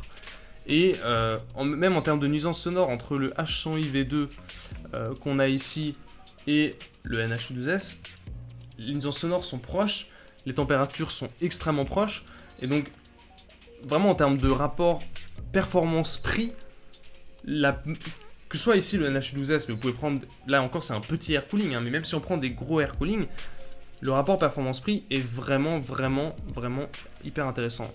Alors, Dédé, tu disais le H150i Pro était dans les 180 €, merci pour l'info. Donc effectivement ici, le H150i Pro, certes les ventilateurs peuvent tourner moins vite, donc il fait moins de bruit, mais le rapport performance-prix, c'est débile. C'est vraiment... Enfin, c'est pas très intéressant. 180 balles pour avoir des températures similaires, avec certes une nuisance sonore plus faible que le NH12S, c'est chaud. C'est chaud. Merci pour le don, Tech and App. Tu demandais, selon toi, aujourd'hui, pour du gaming, c'est mieux de prendre AMD ou Intel niveau rapport qualité-prix? Alors, en ce moment, le rapport qualité-prix est plutôt du côté de chez AMD. Hein. Même pour du gaming, ils sont passés devant avec les Ryzen 3000. Et pour le water cooling ou un ventirad, je sais que ça dépend aussi du budget, mais merci pour ta réponse. Alors, je commençais à y venir justement avec la conclusion de ce stream. Il n'y a plus beaucoup de cas de figure où le water cooling, que ce soit custom ou pré-rempli, a un intérêt.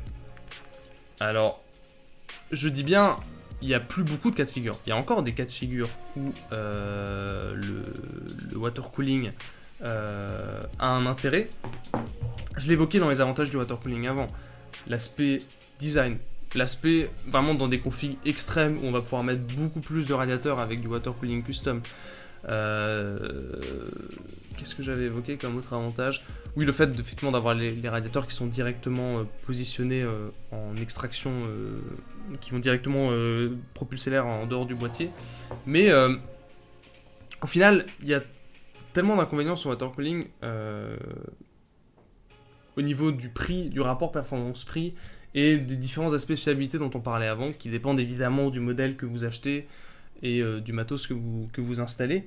Mais souvent quand on regarde en fait des tests de NH12S, NHD15, des Dark Rock Pro 4, etc. et qu'on voit les températures qu'ils peuvent délivrer sur des grosses puces et que ils coûtent beaucoup moins cher que des water cooling équivalents, c'est assez impressionnant. Et aussi, une des choses qui peut perdre de l'intérêt au water cooling,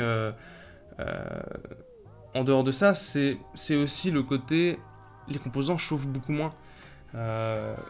Et avant, c'est vrai qu'il y a quelques années, quand t'avais des puces de 140 watts et qui pouvaient, si tu les overclockais, consommer beaucoup plus, tu te retrouvais à vraiment à pouvoir aller plus facilement refroidir ces choses-là avec gros water cooling bien sale.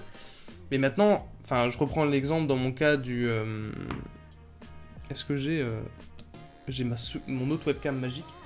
Je prends l'exemple dans mon cas où il y a un énorme reflet, waouh, du 3700X que j'ai refroidi avec du refroidissement pareil.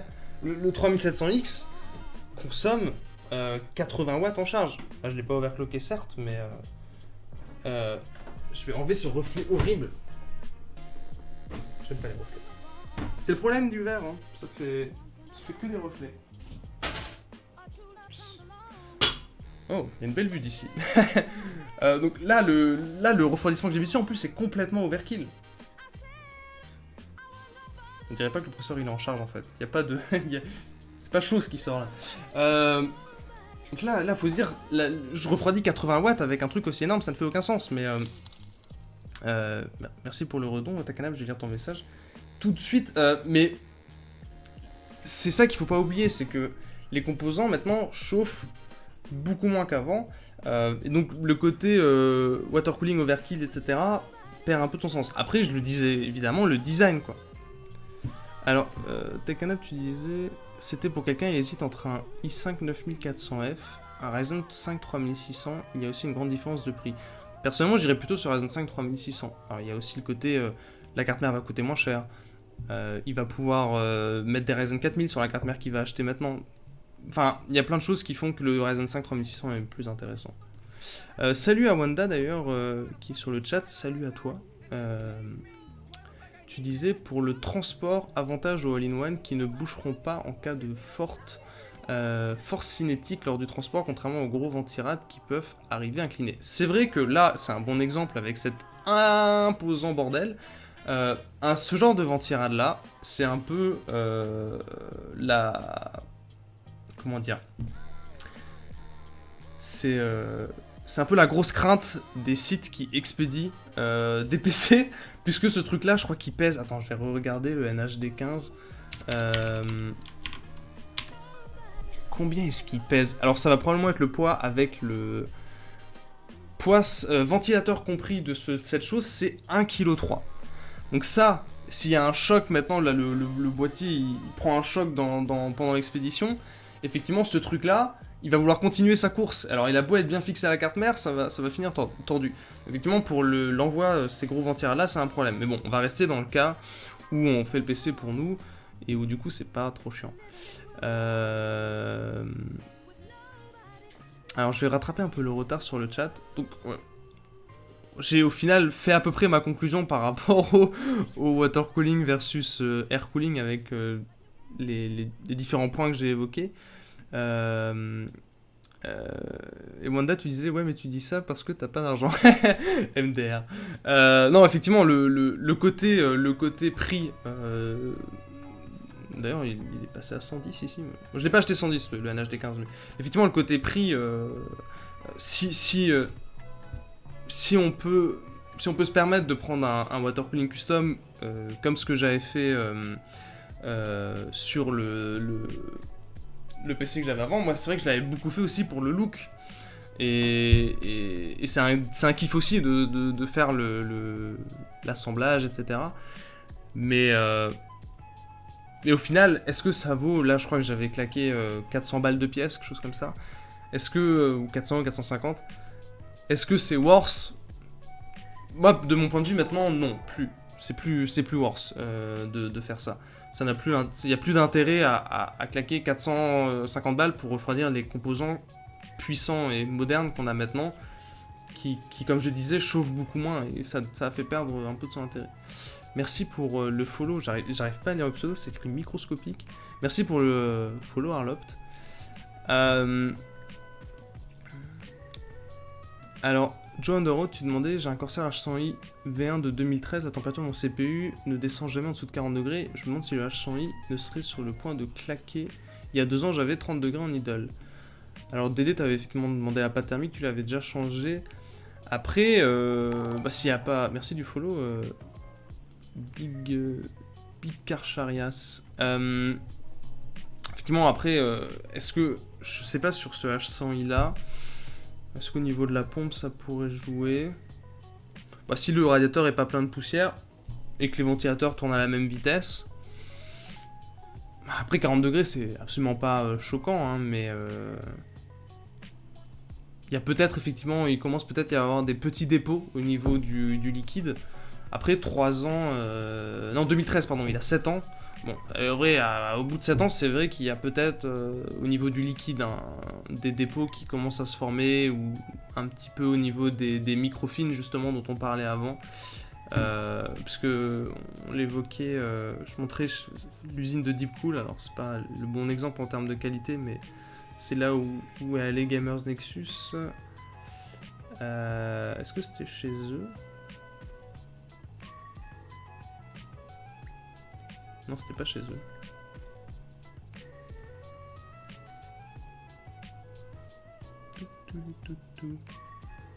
Et j'arrive pas à retrouver. Yes.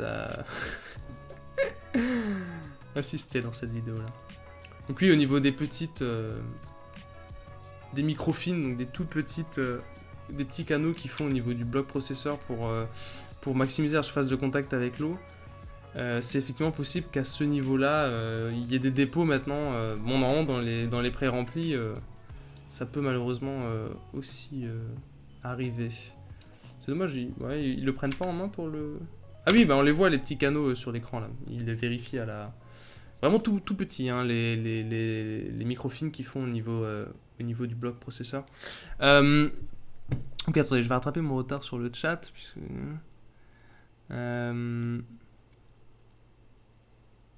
Mais comme le dit Dédé aussi, les températures en idle, c'est pas... Voilà, faut voir... Si t'as la même chose en charge, c'est qu'effectivement il y a un problème quelque part. Alors Dédé, tu dis coucou les X299 et 9900K qui sont minimum à 180 watts en charge. Alors 9900K, si effectivement si t'actives quelque chose comme si ta carte mère a l'équivalent du Asus Multicore Enhancement ou autre, effectivement il va aller dans des consommations totalement délirantes. Donc je pensais plus effectivement aux processeurs qui sont maintenant gravés en 7 nanomètres, chez AMD par exemple, ou les cartes graphiques, d'NVIDIA, qui... là par exemple j'ai la version 10 Super qui va consommer dans les 210-220 watts en charge. Par rapport aux performances qu'elle délivre, c'est genre le rapport conso-performance c'est tellement amélioré. Alors Wanda, tu dis, ah toi aussi t'as pas assez de thunes pour te payer des keylights. Oui. Moi clairement, je sais pas, on le voyait avant dans les... Moi j'ai des softbox. Parce que c'est clairement moins cher, effectivement. Bruno, tu demandais le RGB des composants EK sont pilotés avec quel logiciel? Alors je crois que EK ils passent par du 3 pins adressable maintenant sur leur water cooling. Salut MB Pixel. Dédé, tu dis perso, quand je transporte mon PC, je cale le RAD et le GPU au cas où. Oui, c'est... Les assembleurs qui sont carrés, ils mettent aussi des systèmes de cale pour que s'il y a un choc, ça absorbe souvent du plastique. Wanda, tu disais, oui, 2013, ça fait beaucoup pour un all-in-one de 7 ans, le mien a 5 ans et les températures ne sont plus les mêmes. Ah, c'est bon à savoir, parce que c'est vrai que moi, du all-in-one, j'en ai jamais utilisé perso sur le long terme, puisque j'ai effectivement le custom que j'ai ici, où j'ai pas trop fait gaffe parce que j'ai changé la disposition des ventilos, donc je peux pas vraiment savoir si les performances se sont dégradées ou améliorées. Mais c'est vrai que sur du all-in-one, j'ai jamais testé sur long terme, en dehors du H80i que j'avais refilé à un pote et qui lui est totalement tombé en rade au bout de 3-4 ans. Tu demandais, Biono, peut-on retourner un all-in-one pour remplacer le liquide? Ça passe en garantie? Ça m'étonnerait. S'il continue de fonctionner, je pense pas ça va pas passer. Alors, Bzi Cashmere, tu demandais, j'aimerais faire un water cooling custom CPU et GPU pour l'esthétique. Est-ce que c'est dur à faire? J'ai déjà monté plusieurs PC, j'aime bien bricoler, et ça se chiffre à combien pour quelque chose d'assez basique? Alors effectivement, là on est clairement dans un cas de figure où le custom a un intérêt, c'est-à-dire le côté t'aimes bien bricoler, tu peux faire la carte graphique, tu peux autocouler la carte graphique,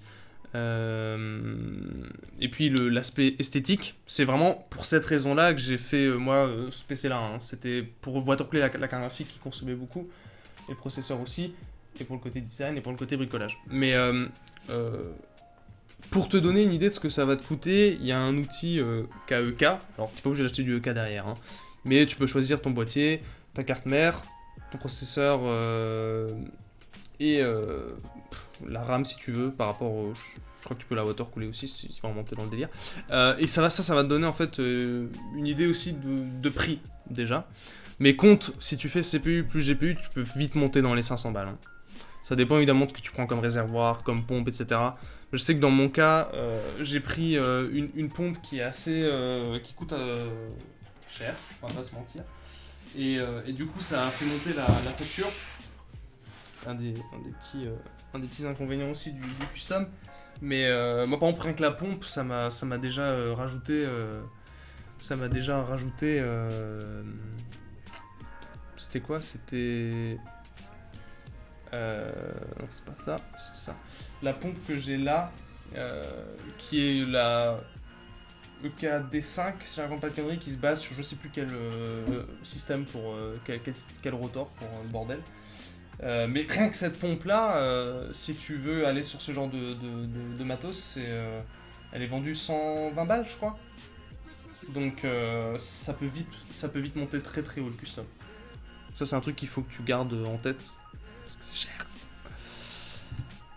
Dédé qui dit EK c'est mal usons. MDR. Oui. Non mais voilà, c'est pour ça je dis tu peux utiliser l'outil d'EK pour te faire une idée, t'es pas obligé d'acheter tout chez EK. Je sais que j'ai petite préférence pour EK depuis quelques années, je vais pas m'en cacher. Voilà, après, il faut pas hésiter à comparer ce que font les autres marques, hein, clairement. Ah oui, c'est vrai, la vitre, putain, je suis con, Wanda, je me demandais avant pourquoi il me parle de Softbox. Bah oui, il y avait un giga reflet dans la vitre. Non mais en vrai, enfin, les panneaux LED d'Elgato, ils coûtent vraiment trop cher, c'est débile. Puis bon... Je fais pas non plus des streams avec 3 milliards de personnes, je vais pas me faire chier à claquer 200 balles dans de la lumière. ça viendra peut-être. John on the Road, du coup, tu hésites entre un All-in-One ou un Dark Rock Pro 4, mais le Pro 4 est peut-être plus raisonnable. Oui, effectivement, c'est... Voilà, là, on est sur un peu les conseils aussi que je voulais donner en fin de stream. Si, dans mon PC, j'ai, après réflexion, décidé de partir plutôt sur un petit NHD15 qui est très proche en termes de performance. Le Dark Core Pro 4 et le NHD15 sont très proches en termes de performance. Si j'ai décidé de partir sur ça, c'est parce que maintenant j'ai vraiment tendance à conseiller quasi systématiquement du refroidissement par air, sauf quand il y a les raisons que j'ai évoquées avant, les avantages que j'ai évoqués avant, qui sont potentiellement faire du custom pour le design, faire du custom pour refroidir la carte graphique, ou pour l'aspect bricolage, enfin voilà. Mais maintenant, en dehors de ces cas de figure-là, il n'y a plus vraiment de mon point de vue, il n'y a plus vraiment de raison de faire du water cooling, et donc c'est pour ça que NHD15. Mais donc, à ta place, effectivement, j'irais plutôt sur un Dark Core Pro 4, qui, comme tu dis, je suis totalement d'accord, est effectivement plus raisonnable. Si je donne aussi maintenant le conseil du refroidissement par air, c'est aussi suite au retour que j'ai eu, alors c'est pas forcément représentatif de la totalité du marché sur les air cooling et les water cooling, mais des quelques retours que j'ai eu, que ce soit, on en parlait avant sur les Silent Loop de Bicohead fabriqués par AlphaCool, là le H80i dont je parlais avant, qui m'avait été envoyé pour que je le teste, qui au bout de 3-4 ans a lâché, j'ai vu passer beaucoup de water cooling Cooler Master aussi, les Master Liquid qui sont assez basiques, qui font du bruit, où la conception est pas ouf. En fait, il y a ça, plus le prix, plus le risque de panne, comme je disais, qui est plus élevé, tous ces éléments-là font que, c'est... Ça me fait pas recommander du water cooling, en fait. Évidemment, après, en dehors de ça, il y a vraiment le rapport prix-performance-bruit qui est devenu maintenant beaucoup plus intéressant, qui a quasiment tout le temps été d'ailleurs plus intéressant pour le rapport prix-performance a toujours été plus intéressant pour les refroidissements par air. Mais maintenant que les composants qu'on a chauffent beaucoup moins, c'est beaucoup plus facile d'efficacement refroidir, même avec des petits ventirades et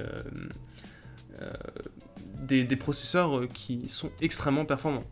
C'est pour ça que je disais avant, le NH D15 là, sur mon 3700X, en vrai, je lui aurais mis... Je vais mettre totalement une autre caméra. Si là, je lui avais mis le NHU12S dont je parlais avant, je serais... Même avec un NHU12S, je serais large en fait. Parce que comme dit, le NHU12S, ça facile les performances d'un water cooling de 140 mm. Le ventilo va tourner un poil plus vite que si le ventirad va faire un poil plus de bruit. Mais ce truc-là, en termes de perf, c'est vraiment insane. C'est beau. Alors Wanda, tu disais attention pour les all-in-one, attention à ne pas généraliser. Ce conçu en 2013-2015, c'était la période de démocratisation des all-in-one. Tout à fait. Je suis tout à fait d'accord. Sans doute que ceux conçus aujourd'hui sont plus performants dans le temps, mais de ce que j'ai vu sur le plan perso, oui, clairement, les all-in-one qui ont 5-6 ans maintenant présentent clairement des performances en deçà de leur début. Je suis totalement d'accord avec toi. Je parlais du H80i avant, qui est une de mes expériences perso sur le all-in-one, où effectivement c'était un water cooling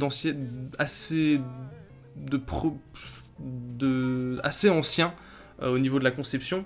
Je l'avais reçu en 2013-2014, effectivement. Et entre temps, Aztec, qui fabrique pour plein de fabricants, et Coolite, qui fabrique aussi pour Corsair et d'autres, ils ont vraiment amélioré la conception de leur système de pompe. Et c'est pour ça que dans les water cooling maintenant que je vais conseiller quand ça colle bien, je vais effectivement m'orienter vers du Corsair que je considère comme les plus fiables et qui maintenant, je l'évoquais avant quand t'étais pas là, et qui effectivement, je considère qu'en termes de fiabilité, j'ai confiance quand même sur ce point-là en allant chez Corsair qui fait quand même des produits très sympas et surtout, je l'évoquais, le facteur, c'est garanti 5 ans.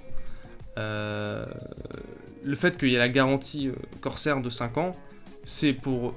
oui, si je mets peut-être le bureau. Si on prend ici le H100i Platinum, le fait qu'il soit garanti 5 ans, bon, heureusement, hein, le truc ça coûte 180 balles, mais le fait qu'il soit garanti 5 ans, ça va clairement me dire, je vais avoir confiance dans le produit d'une part. Mais sachant qu'en plus de ça, alors là c'est du Coolite d'ailleurs, c'est pas du Aztec, qu'il y a effectivement eu des grosses améliorations sur la qualité de conception, c'est hyper rassurant. Oui, effectivement, je peux pas dire que le NHD15 est petit, bonne remarque, Usan. Et donc oui, le NHD15, c'est à chaque fois j'ai un doute effectivement, mais je crois que sur le NHD15, ce sont bien des 140 mm. Hein. À chaque fois j'ai un doute, mais c'est ça, c'est des 140. Il y en a même un qui fait 140 par 150. Mais les fixations, c'est des fixations 120, c'est assez spécial. Mais ouais, ça c'est gros morceau, hein, celui-là, gros morceau. On dirait qu'il est plus petit, mais du coup t'as Trident Z orange, elle passe nickel. Ah oui, tu parlais à Horizon, ok. À Horizon, tu disais mon ventilateur est à la juste limite de passer avec la vitre, mais j'aurais pu le mettre vertical, le rad, voire mettre l'autre de l'autre côté. Ah oui, au niveau des ventilos du... Ouais. Mais en vrai, si c'est proche mais que ça touche pas... Voilà, donc en conclusion, on va terminer sur un peu du question-réponse au final, sur ce petit live water cooling versus air cooling. En conclusion, moi vraiment, au niveau des recommandations que je fais ces derniers temps, je vais beaucoup aller vers du refroidissement par air, qui a les avantages que j'ai évoqués au niveau de la fiabilité, le rapport performance-prix, et pour certains, ça c'est les goûts et les couleurs, le design, mais bon, souvent on va plus pour le design aller sur du water cooling. Mais tout ça, en fait, tous ces éléments font que je vais plus avoir tendance à conseiller du refroidissement par air. C'est beaucoup aidé maintenant aussi par les composants qui chauffent vraiment, qui génèrent beaucoup moins de chaleur, parce que maintenant ça consomme beaucoup moins les petits PC. J'arrive absolument pas à mettre cette webcam. Tada!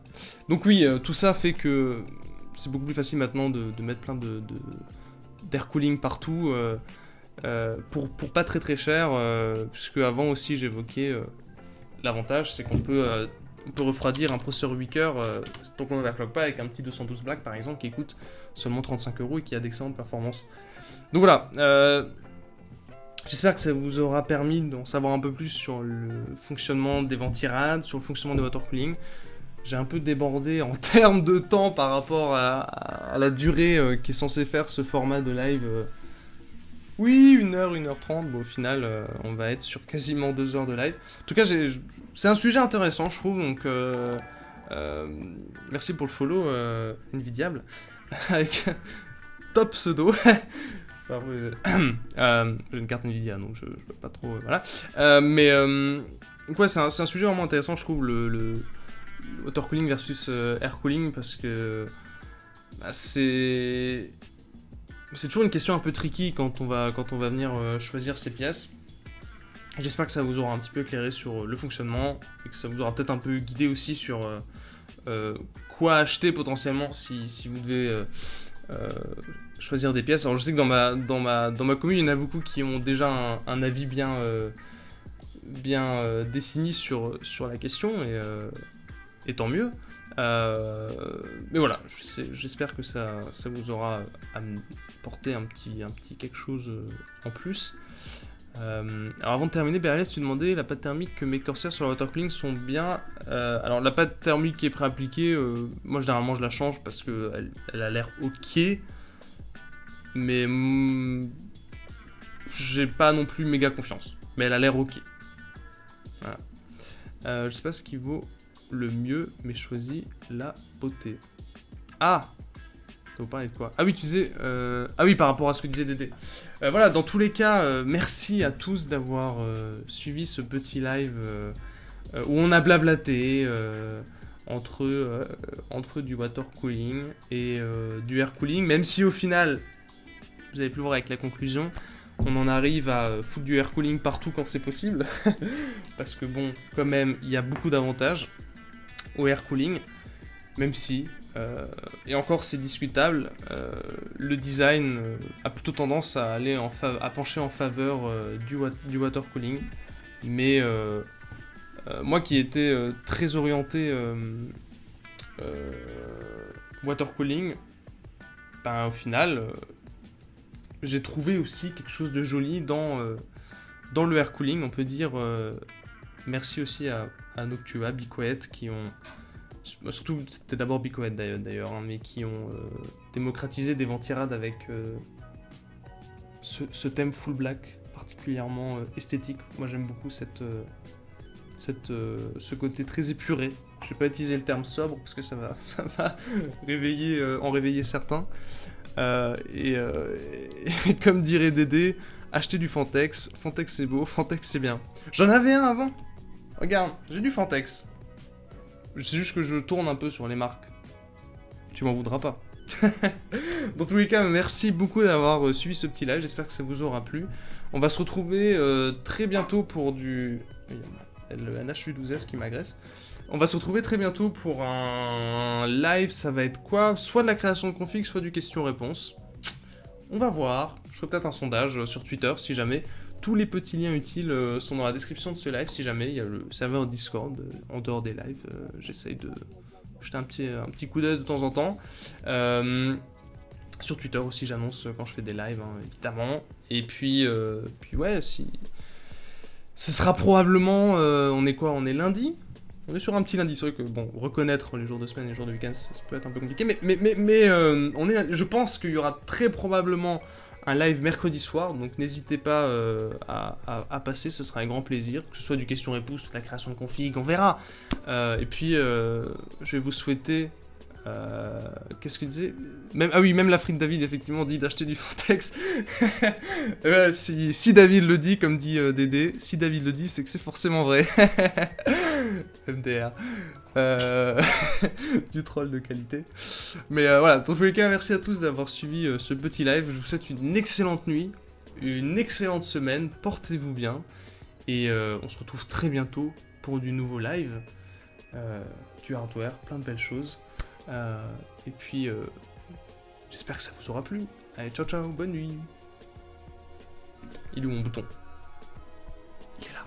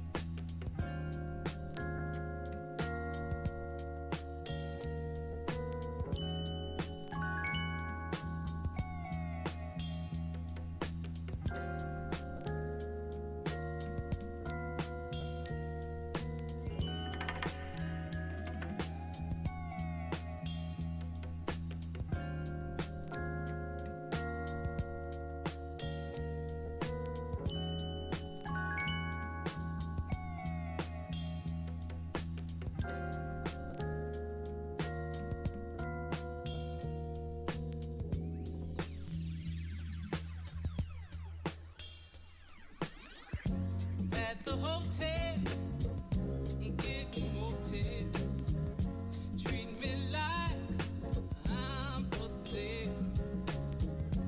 At the hotel, getting motel, treat me like I'm for sale. Out of the fire, into the pain. Why can't you be a 60-minute man?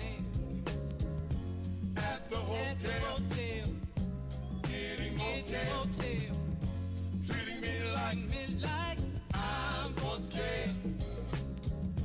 At the hotel, getting motel, treating me like I'm for sale. At the hotel, getting motel, treat me like I'm for sale. At the hotel.